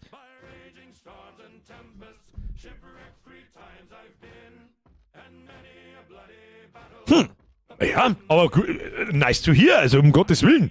Wenn die endlich einmal irgendwie halbwegs fertig werden oder so. Ja, was hat er mir noch erzählt? Irgendwie haben Blueprints für irgendwas eingeführt worden? Für FPS-Gear? Habe ich gehört so. Also es nimmt schon lang, es kriegt halt jetzt, wie soll ich das beschreiben? Das Spiel kriegt jetzt langsam, es kriegt halt langsam Content. Irgendwie. Ja, also die bauen nicht an der Technik fürs Universum und keine Ahnung was für ein Bullshit, sondern es kriegt jetzt einfach langsam Content. Wo ich das letzte Mal mich interessiert habe, da habe ich aber bloß Videos geschaut, da haben sie Mining eingeführt. Ich meine, das ist wahrscheinlich auch schon 5 Jahre her, ich habe keine Ahnung. Das hat ganz spannend und okay ausgeschaut, aber was mir an dem Spiel so stört, ist, du fliegst so lang in der Weltgeschichte umeinander und tust nix. Also, das tust in Eve auch, versteh mich nicht falsch. In Eve sitzt du auch gerne mal eine Stunde da und tust nix, aber in der Stunde, wo du nichts tust, in Eve tust du was. Verstehst du mich? Was will ich sagen soll? Du scoutest, du. Und bei Star Citizen habe ich so das Gefühl so mit, so, ich bin jetzt im Warp. So war das damals zumindest. Und da steht jetzt 8 Minuten. Kann ich das irgendwie beschleunigen oder muss ich jetzt 8 Minuten warten, bis ich da woanders bin? Finde ich irgendeinen Knopf nicht? Na, ich muss jetzt 8 Minuten warten, bis der Warp vorbei ist. Da muss ich jetzt sagen, da kann man uns doch nicht irgendwas einfallen lassen, weil das ist halt wirklich... Also beim letzten Mal Eve erklären, war es schon hart, was zu erkennen. Ist das ein Drohnenshooter? Nein, Star Citizen will gern Eve sein, glaube ich. Die kriegen das persistente Universum wie in Eve niemals hin, weil man Raumschiffe nicht zerstören kann, dauerhaft, leider. Das ist der einzige Kritikpunkt, wo mir grundlegend an Star Citizen nicht gefällt. Aber Star Citizen ist, da bist du in First Person, wie in Doom. Rennst du umeinander, kannst in dein Raumschiff einsteigen und kannst das Raumschiff tatsächlich steuern und so. Nicht wie in Eve, wo du das aus so einer Top-Down-Perspektive siehst und das eher spielst wie ein Strategiespiel. Das hätte ich vielleicht letztes Mal auch sagen sollen. Eve spielst du nicht wie ich steuere mein Raumschiff, ich drücke nach vorne und ich fliege nach vorne, sondern ich klicke in eine Richtung, ich steuere das wie in einem Strategiespiel. Das glaube ich war eine bessere Beschreibung gewesen. Als hättest du in einem Strategiespiel nicht 10 Orks wie in Warcraft, sondern halt einen mit Fähigkeiten. Und eine bestimmte Art und Weise, wie man es steuert und so. Elite Dangerous taugt mir x-mal besser wie Star Citizen, ja, weil Elite Dangerous auch 25 Mal weiter ist. Hab ich gehört. Ich habe auch Elite Dangerous schon mal ausprobiert. Da ist dasselbe so. Ich hab da so das Gefühl damit, ich weiß nicht, was ich tun soll, Alter. Ich weiß nicht, was mache ich hier? Haben da jetzt andere Leute im All irgendwo oder nicht? Oder bloß in Trading Hubs? Wo ist denn da eine PvP-Zone? Was passiert denn, wenn ich da jemanden aus seinem Raumschiff rausschieße? Ist das Raumschiff dann weg oder lässt er sich das einfach wieder aus dem Automaten und der spielt weiter? Das ist sowas, das ist für mich so wichtig in so einem Spiel, weil das macht für mich einfach auch Eve aus. Das ist für mich, Eve ist so hart zugänglich, aber der Knackpunkt, dass alles, was du in dem Spiel machst, Gewicht hat und Bedeutung hat. Und wenn du der erste Battleship der Spiel hast, du dir denkst, Alter, das ist die geilste Scheiße ever, und du in die verfickte Tastatur beißt, wenn das Ding stirbt, weil es nämlich dann weg ist. Und dann gibt es ja keine Versicherung oder sonst irgendwo so, nee, CCP, das tut mir so leid, ich habe einen Kack gemacht und hier kann mir irgendjemand mein Schiff wiedergeben, das muss doch ein Fehler sein. Weißt du, was CCP zurückschreibt? Der Entwickler von Eve zum Beispiel. That's the game. Tschüss. Und das ist so das, warum mir Eve so stickt. Aber angeblich vergeht fürs Licht keine Zeit. Also überspringen Button im Warp wo? Stimmt, Bernie. Hast du absolut recht.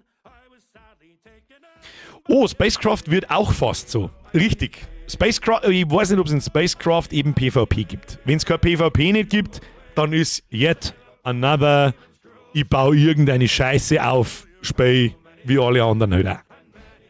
Und da bin ich langsam, aber sicher bin ich dem Ganzen überdrüssig, muss ich sagen. Merke jetzt an Windrose, das war heute nochmal lustig, das ist sicher auch am Mittwoch nochmal lustig, aber ich glaube, dann fängt es ziemlich schnell an, so, ja, was tun wir jetzt?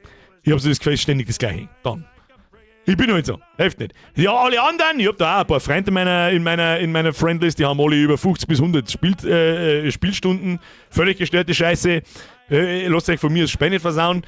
Das taugt für 2-3 Streams, aber mehr dann auch wieder nicht. Bald ist wieder in-game eine Messe für Schiffe angucken. In Star Citizen. Es ist halt schon narrisch. Nach so vielen Stunden noch kein PvP, kein Plan, ob sowas kommen soll. Also sie sagen eigentlich nein. Musst aber auch in andere Biome. Ja, dann habe ich da keinen Dschungel, dann habe ich halt da eine Wüste. Und da haben andere Viecher, die hauen ein bisschen anders zu und ich kann mir nicht vorstellen, dass da noch sonderlich viel spannende Sachen passieren. Satz ehrlich. Ändert sie das Gameplay noch recht narrisch, sodass man sagt so mit, wow, geil, Leute. Komplett neue Waffengattungen, komplett neue Schiffe, wo liegt der fliegende fucking Holländer, wo liegt keine Ahnung was. Nicht, oder? Der Quatun sagt nicht wirklich. Nö, ich finde nicht, aber ich bin aufs Aber gespannt. In Star Citizen kannst du überall PvP, in höchsten System kriegst halt einen Crime-Stat und kriegst eine Bounty auf deinen Kopf, den andere kassieren können und KI ballert auf dich. Ja, dann holen wir einen Alpenbund, dann fliegen wir zu 30 durch das All und ballern zurück. Das war so meine Idee. Es wird nur noch schwerer. Im Grunde ist es just the same. Anders Biom, Quest gehen weiter, wieder Endboss, also ja, just the same. Und das ist für mich, so finde ich, an denen Spiele, die alle ein richtig geiles Grundkonzept haben, die große Schwäche. Weil es eben alles dasselbe ist. Ob ich jetzt in was nehmen wir, ob ich jetzt in Green Hell im Multiplayer, gibt es einen Multiplayer gegeben, weiß ich nicht mehr, vollkommen wurscht in was für ein Spiel, nehmen wir Minecraft meinetwegen, ob ich da jetzt rumlaufe und einen Baum umhau und Holz sammle, um was zu bauen, oder in Windrose rumrenne und einen Baum umhau, um irgendetwas zu bauen. Und ich habe halt einfach, das bliert bei mir, für mich persönlich zu schnell aus. Deswegen wird es schwer genug, wenn jetzt dann Subnautica 2 kommt. Das ist ja wieder das Gleiche. Aber bei Subnautica 2 kann ich wenigstens noch sagen, das ist unter Wasser und es fühlt sich so anders an, wie alle anderen. Haben wir auch bei Subnautica 1 gespannt, so wie dermaßen gut das Spiel eigentlich war. Das ist sehr narrisch. Ich mag keinem die Spiele schlecht schmerzen, um Gottes Willen. Wer sich da drin 200 Stunden aufhalten kann, hey geil, Alter, Riesenschiff und ich mag das noch haben und ich mag die Segel noch haben und ich mag keine Ahnung was, hauen sie voll rein. Aber für mich ist das einfach, weiß ich nicht, das ist für mich zu schnell ausgelutscht. Vor allem ist kein richtiges, wenn das jetzt PvP hätte, das Spiel. Angenommen, jetzt weißt du mir auch, meine Vorstellung, wie Windrose für immer überleben könnte, für immer ein Game as a Service werden könnte. Jetzt ist alles auf PvE ausgelegt. Also man kann Koop miteinander spielen, gegen einen Computer. Ja? Eine Questline und was weiß ich. Und eigentlich kann ja jeder machen, was er will. So. Aber, was wäre wenn? Da gibt es eine riesige Welt, wo man rumsegeln kann und keine Ahnung was. Und meinetwegen muss sich da jeder auch selber einen Server mieten. So ein Ding kostet 10 Euro im Monat. Oder 13 Euro, glaube ich, 2 im Monat. Also völlig lächerlich. Fox, genau das. Genau das. Let me guess, eine persistente Piratenwelt, das muss noch nicht einmal sein. Mit Festungen, Seeschlachten, Wirtschaft, etc. EVE regelt es zum Beispiel so, es gibt sogenanntes Nullsec. Da kannst du rein, wenn du PvP machen willst, musst aber nicht. Trotzdem gibt es in diesen Gebieten, wo PvP erlaubt ist und Seeschlachten erlaubt sind und keine Ahnung was, einfach Materialien und Dinge, die es in der Nicht-PvP-Welt nicht gibt. Und wenn du da reingehst und jemand schießt dir dein Schiff weg und der bringt die um, dann bist du tot und fliegst nach Hause. Dein Schiff ist weg, deine Materialien sind weg und alles, was du dabei hattest, sind weg. Und die Gegnerfraktion, ein paar Sachen gehen wahrscheinlich kaputt. Zum Beispiel, wenn du das Schiff versenkst, da hat man ja gesehen, es gibt ja diesen Cargo. Dann wird per Zufallsprinzip zwischen 10 und 60% von dem Loot wird zerstört. Und der Rest überlebt zufällig und droppt. Kann man nehmen, du kannst die Gegner, die vielleicht nicht untergängen oder so, die kannst du looten. Das war so gut. Bruder, das war so gut. Aber bei PvP ist der mit der größten Flotte der Winner. Es müsste gerankt sein. Na. Sagt halt dann Freunde. Wenn du allein mit deinem Schiff da reinfährst und es kommt auf einmal eine Crew mit 20 Mann auf dich zu, hast du ihn echt halt auch verschissen gehabt. It is what it is. Dann musst du in eine Piratencrew anschließen. So denkt man sich. So wird es ein EVE gemacht. Und das funktioniert wunderbar. Auch wenn da gilt das Gleiche, der Größere haut dir auf die Fresse. Dann musst du halt gehen. Das ist auch in Dune Awakening das Ding gewesen, was bei dem Spiel das Genick gebrochen hat. Es ist auch extrem schwierig hinzukriegen. Da braucht man nicht reden. Das ist extrem schwierig hinzukriegen. Teil des Schiffs, Teil der Crew. Klingt verdächtig nach Star Citizen, wo die Leute glauben, solo mit Riesenschiffen fliegen zu können. Ja, zum Beispiel. Dann empfehle ich eher World of Sea Battle. Da fight man das. Warte mal, da muss ich aber jetzt zuerst schauen, weil es gibt mittlerweile so viele Sea Battle Games. Warte mal, World of Sea Battle. Das ist sogar kostenlos anscheinend. Lass mir bloß schnell Screenshots anschauen. Okay, nicht sonderlich gut bewertet. Ja, das schaut mir eher so wie so ein World of Warships Ding, wo du nur in deinem Schiff drin bist. Ich meine schon so im Immersiv, wie es bei Windrose ist, du bist nicht das Schiff. Du bist der kleine Charakter, der auf dem Schiff rumspringt, der das steuern kann, wenn er ans Steuer geht, der mit der Kanone schießen kann, wenn er an die Kanone geht. Wo du einfach, wie soll ich sagen, auf deinem Schiff eine Crew hast, der wirkliche. Ich meine, ich kann meinen Namen nicht merken. Das ist jetzt der 3. Windrose-Stream in Folge, wo immer. Sea of Thieves, da ist ja auch so. Da kann jetzt Crewmitglied kriegt eine Aufgabe. Du kriegst irgendwie ein Loch in Zeit reingeschossen, dann kann ein Crewmitglied runterlaufen, das reparieren, das andere Crewmitglied schießt gerade zurück und lauter sagt, das war so geil, Alter. Das war so geil. Am Spiel Atlas, das ist das doch so und PvP. Keine Ahnung, es gibt mittlerweile 1 Million, im Prinzip ist Rust. Ist eigentlich das Spiel, nach dem ich suche. Ja? Ich mag aber keinen Shooter mehr spielen, sondern halt eben sowas, da wo ich mein Schiff steuert, da wo ich nicht ein Aim brauche und vorher 15 Holy oder Monster gesucht haben muss, damit ich mithalten kann. Außerdem will ich auch nicht jünger und ich beichte euch jetzt was. Was heißt beichte euch jetzt was? Das ist nicht beichten, das ist eine Feststellung meiner selbst. Habe ich so ein bisschen das Gefühl. Ich glaube, also vielleicht beitet es mir auch ein, ich weiß es nicht, aber ich glaube, ich beite es mir nicht ein. In die letzten Monate, vielleicht auch schon Jahre, so am Anfang war der Prozess ein bisschen schleichend, aber momentan denke ich mir öfter mal, was habe ich denn jetzt gerade da, Alter? Ich glaube, meine Gamer-Skills verlassen mich so ein bisschen. Das hört sich jetzt ein bisschen komisch an, aber das meine ich wirklich ernst. Ich glaube, meine Gamer-Skills verlassen mich so ein bisschen. Zumindest was so Sachen angeht wie Shooter ganz schlimm.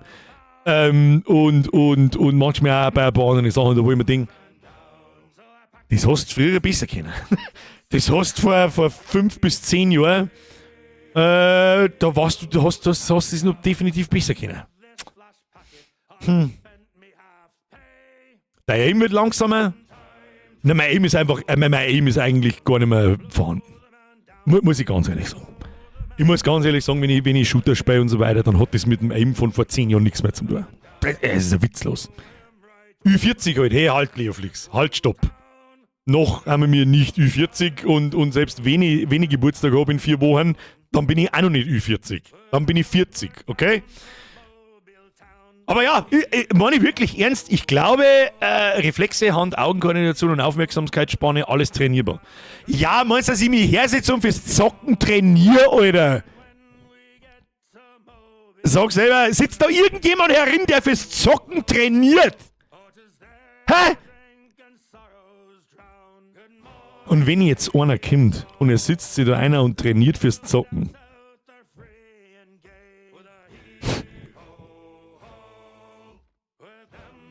wirst du wirklich 40 gehen? Oh, wie lange bin ich schon da, Alter? Ja, das ist keine Lüge. Ja, ich will 40 im Juni. Möglicherweise war das Birger 26 plus 9 Jahre lang einfach gelogen. Ich weiß es nicht. Im Alter will man es eher entspannter haben dann. Auf das schieb's ich so ein bisschen. Ich glaube, ich kann schon noch, wenn ich mehr... fassen wir mal das vom Fox nicht so negativ auf. Das mit dem Trainieren, da hat er schon recht. Das könnte man machen. Das darf wirklich gehen. Für das gibt es auch einen Aim-Train und lauter solche Sachen. Es geht jetzt aber nicht nur um Aim. Ich meine allgemein. Ich hab irgendwie... Ich kann schon noch, wenn ich möchte. Aber ich muss mich einfach besser anstrengen. Okay? Ich muss mich mehr konzentrieren, wie das früher war. Ich muss mehr einschwitzen, wie das früher war. Und mittlerweile, weil wahrscheinlich kommt das mit dem Alter.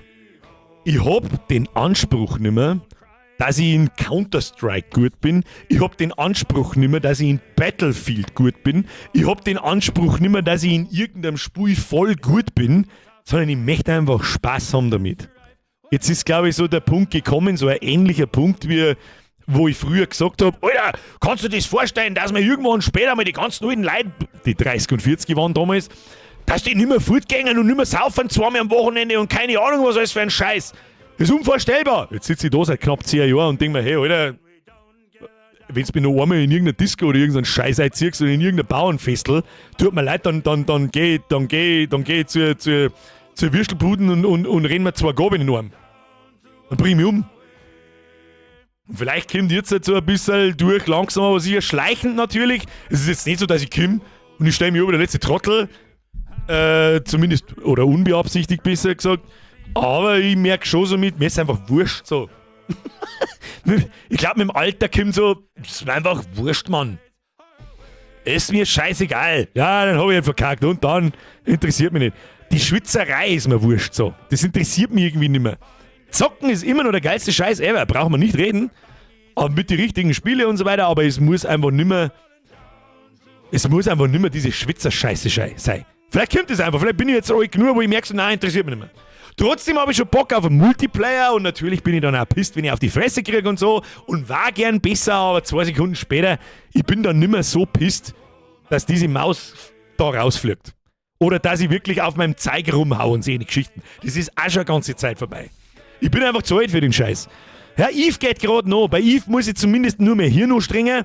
Wobei man das gestern auch wieder schön gesehen hat. Ich sag bloß hier Flottenwarp. Mehr sage ich nicht. Mehr sage ich nicht. Aber da hat Muscle Memory gekickt. Das habe ich so selten in meinem Leben da, dass ich mich da gern verklicke. Aber mein. Um Gottes Willen. Die Luna ist nur U30. Schau's da an. Ich bin 28 und bei mir war das schon immer so, hat nichts mit dem Alter zu tun.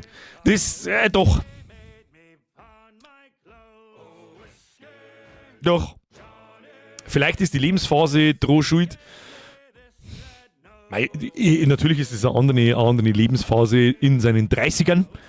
Es kommt in meinen 40ern kommt mit Sicherheit auch nochmal eine andere Lebensphase, die sich von den 30er und meine 20er unterscheidet. Aber mir ist einfach die Schwitzerei wurscht. Jetzt machen wir mal einen flotten Warp.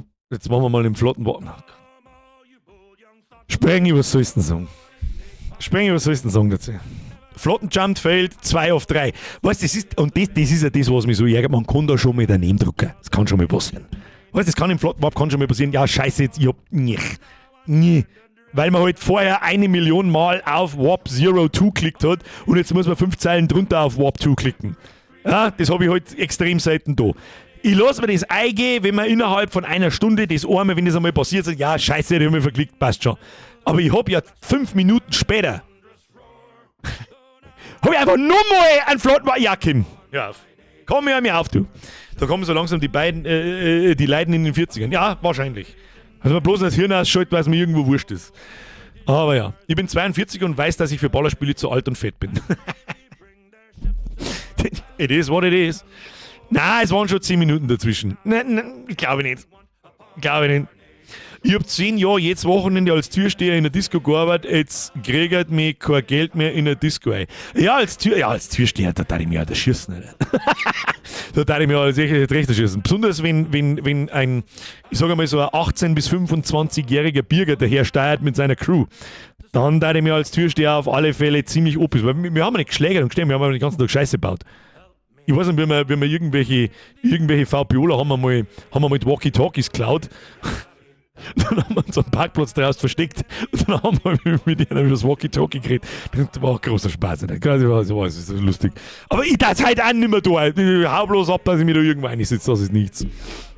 Eskaflone schreibt, es ist einfach so, es wird anstrengender mit dem Alter. Glaub mir, es ist einfach nur mehr Spielen und des Spielens willen, selbst Baujahr 85. Ja, haben wir eigentlich relativ gleich halt.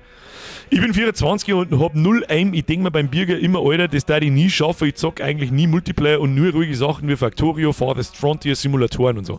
Das, ja gut, ich mag jetzt nicht sagen, da gehört ein bisschen, ja, aber ja, es gehört auch ein bisschen ein Grundtalent, glaube ich, dazu, zum gut Shooter spielen und ich war nie richtig gut. Ich war okay, bis gut, ja, ich sage mal so, gehobene Mittelklasse, bis kurz vor nächster Stufe irgendwo, aber halt war. Ich bin mir nicht mal sicher, ob ich heute noch da hinkommen darf, wenn ich wirklich wollen darf.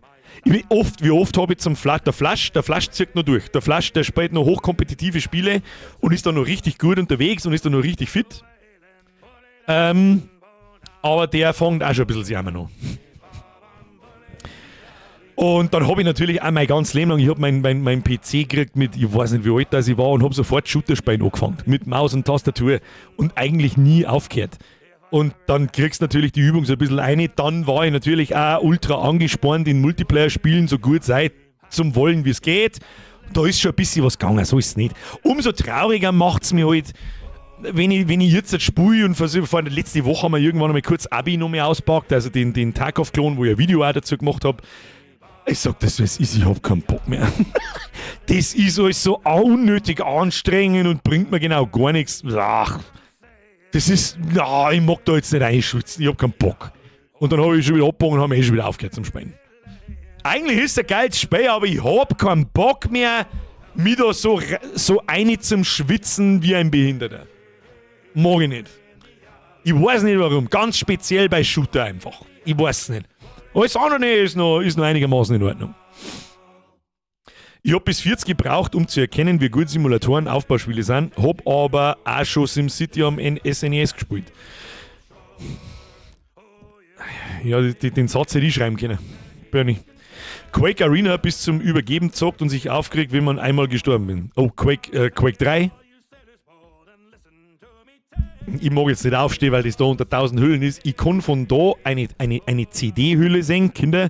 Das wisst ihr nicht mehr, was das war. Einmal Anstoß 3. Flucht von Monkey Island. Das ist Monkey Island 4. Dann Half-Life Opposing Force. Das war das grüne, die grüne Expansion, glaube ich. Und dann Silent Hill 2 für PlayStation 2. Manhunt für PlayStation 2. Und Quake 3 Arena für den PC. Werde ich nie vergessen. Gehört nicht mir. Gehört ein Bruder von meiner Frau. Das habe ich mir ausgeliehen, wie wir in der 8. Klasse Skilager gefahren sind. Da ist noch ein Original Kium. Kann man mal verlosen. So, Kinder, jetzt ist es 5 vor 11. So, Wandel von Shooter zu Tetris. Herr Leoflix, beleidigst du gerade Tetris? One-on-one. One-on-one Tetris. Dann frage ich die Nummer, ob Tetris ein kompetitives Spiel ist oder nicht. Ich habe auch noch ein ausgeliehenes Theme Hospital für PS1. Das habe ich auch für PlayStation 1 gehabt. Theme Hospital. Hätte ich auch nie vergessen. Aber das habe ich schon lange nicht mehr. Das liegt nirgends mehr. Ich habe auch generell keine PlayStation 1 Spiele mehr. Ich weiß nicht, wo die sind. Ich habe keine einzige PlayStation 1 Hülle mehr. Nur haufenweise PlayStation 2, PlayStation 3, PC-Spiele ein Haufen, nochmal PC-Spiele ein Haufen. Ja, mittlerweile steht so viel Schund in dem Regal oben drin, dass ich nicht mehr weiß, wo ich damit. Tetrinet, One-on-One, ich fick dir aus dem Leben. Als Wölfchen, ich bin eher für Cozy Games, Simulatoren, Visual Novels und RPG, teilweise Strategie, kommt drauf an. Ja, nach wie vor spiele ich schon gern alles. PvP-Shooter, ich werde auch noch mehr einen PvP-Shooter spielen, nämlich wenn Eve Vanguard kommt. Den werde ich mir anschauen. Sag ich, wie es ist. Ich werde wahrscheinlich gnadenlos versagen, ist mir aber wurscht. Ich werde mir's anschauen. Das ist, glaube ich, so der letzte Shooter in die nächsten Jahre. Und wer weiß, vielleicht bleiben wir in Star Citizen hängen, wer weiß das schon.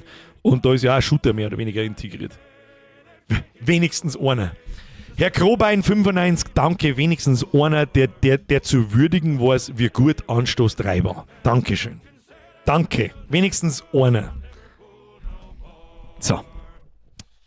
Da kann der Altenbund im Kollektiv versagen. Ja, schön. Es ist immer schön, wenn man gemeinsam versagt anstatt allein. Der Aurelia schreibt, Quake 3 und Unreal Tournament waren damals die Spiele, die ich damals gezockt habe. Ja, bei mir auch. Mittlerweile einfach stumpfes, stupides Farmen wie Diablo ist heute angesagt, das ist nicht so anstrengend. Deswegen mag ich auch ARPGs sehr gern. PoE 2 hauptsächlich, Diablo 4 kann man auch lassen wahrscheinlich, das neue Add-on, das letzte Woche gekommen ist. Das ist einfach gemütlich. Ich liebe es, einfach durch Viecher durchzurasieren. Natürlich wird es ab und zu mit kurz ein wenig schwitzig, wenn es wirklich einmal knapp wird, aber dann stirb ich halt schnell und mach wieder von vorn. Weißt du, wie man?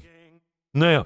Der Löwensepp fragt mich, wirst du Tropico 7 ausspielen, wenn es rauskommt? Ich habe da Donation so gesehen, ich wollte glaube ich schon vor 10 Minuten drauf reagieren, es tut mir leid. Löwensepp, merci für den Euro. Wirst du eventuell Tropico 7 ausprobieren, wenn es heuer rauskommt? Ich weiß nicht. Mal schauen. Kann ich nicht sagen. So. Und jetzt hoffe ich, habe ich niemanden. Oh mein Gott, der Lenny. Lenny, ich hoffe, du bist noch da. Mir ist wieder eine 56 Monate. Sag mal meiner Frau, der Mila Mausi, liebe Grüße, die ist ohne mich im Urlaub in Ägypten. Ich hatte daheim die Stellung mit Hund. Mila! Lass dich auch nicht auf irgendwelche Tauschhandel mit 25 Kamele oder irgend so ein Scheiß ein. Just don't. Und gib niemals Trinkgeld da unten. Niemals. Da sitzen Leute unten, die wollen Trinkgeld dafür, dass Hallo zu dir sagen. Da hab ich mir dann gedacht, Leute, jetzt chill mal. Do you wanna make a safari? Do you wanna make a diving tour? Do you wanna make a pirate ship? Travel? Da. Nein, das waren Inder, so rennt Ägypter nicht, aber ist egal. Fight nicht fei. Do you wanna make a safari? Das ist auch schon wieder 2 Jahre her. Möchtest du mich eigentlich verarschen, Alter? Ich hoffe, ich habe keine übersehen. Leute, vielen Dank fürs Zuschauen. Es war mir ein Fest. Schöner Montag euch allen. Eine schöne Montagnacht euch allen, besser gesagt. Danke fürs Zuschauen. Boah, leck, G-Police. Was war ein G-Police gleich wieder? War G-Police das mit diesem Roboter-Walker, der so ein bisschen an Mech-Warrior erinnert hat, mit einer Sirene oben in Blau zum Raketenschießen und so? War das G-Police? Nein, das war ein Hubschrauberspray. Halt, stopp, das war ein Hubschrauberspray, wo wir ja... nein, jetzt müssen wir aufhören, weil sonst reden wir wieder bis um 12 Uhr. Die Bürgerin hat mich letzten Mittwoch ganz schön zusammenpfiffen, das sage ich dir, was ist, die wollte eine Stunde schon lang schon schlafen und mir hocken wir bis um 11:30 da und blähen umeinander. Gott, du meinst LAPD? Auf dem Roboter ist LAPD draufgestanden, aber das hat nicht so geheißen, oder? Das hat nicht LAPD geheißen. Das hat nur irgendeinen anderen Namen gehabt. Irgendein so ein Future Cop? Nein, das war ganz was anderes, glaube ich. Das war gut spät. Future Cup, da habe ich doch recht gehabt. Haha, schau hin. Future Cup LAPD, das war cool. Tatsächlich hat es Future Cup geheißen. Ich meine, das war jetzt ganz was anderes. Ja, habe ich doch recht gehabt. Komplett behindert bin ich doch noch nicht. Passt schon. So, jetzt gehen wir aber ins Bett. Meine sehr verehrten Damen und Herren, vielen Dank fürs Zuschauen. Es ist schon wieder 11 Uhr. Wann es 11 Uhr war, das weiß ich nicht. Es war mir ein Fest. Vielen, vielen Dank fürs Zuschauen. Liken nicht vergessen, das ist über den Sommer vor allem wichtiger denn je. Vielleicht haben wir neue Zuschauer. Wer weiß das schon? Vielleicht haben die schon eingeschlafen. Dann sind sie jetzt halt wieder wach. Herzlichen Glückwunsch. Ihr sollt auf den Like-Button drücken und ein Abo da lassen. Dankeschön. Wir sehen uns am Mittwoch. Spielen wir noch eine Runde Windrose und dann sehen wir schon, was wird. Wir bauen mal einen Turm weiter. Wir machen mal. Ich glaube, dass wir uns. Scheißen wir auf den Turm. Nein, auf den Turm dürfen wir nie scheißen. Wir schauen mal, dass wir. Ich möchte den Endboss sehen. Wie der Boss funktioniert und so. Ich möchte so mit Mechaniken sehen und so. Den prügeln wir um. Haben wir Leute gesagt, dass wir fertig werden können. So. Triple F für die Moderatoren, die halt wirklich schon wieder sehr lange aushalten haben müssen. Es war mir ein Fest. Wir sehen uns am Mittwoch um 20 Uhr. Vielen Dank für die ganzen Donations, ist klar. Vielen Dank für die ganzen Resubs. Vielen Dank für die neuen Mitgliedschaften. Da waren halt auch einige dabei. Und danke für alles und überhaupt. Wir sehen uns am Mittwoch. Hauen Sie sich hinein. Ha! Das muss klar sein, weil sonst gibt's wieder eine mit dem 30er-Lineal auf dem Zipfel auf. Weiß ich nicht, ob das Eierwaldi auch so macht, aber ich weiß es schon. Okay, tschüss!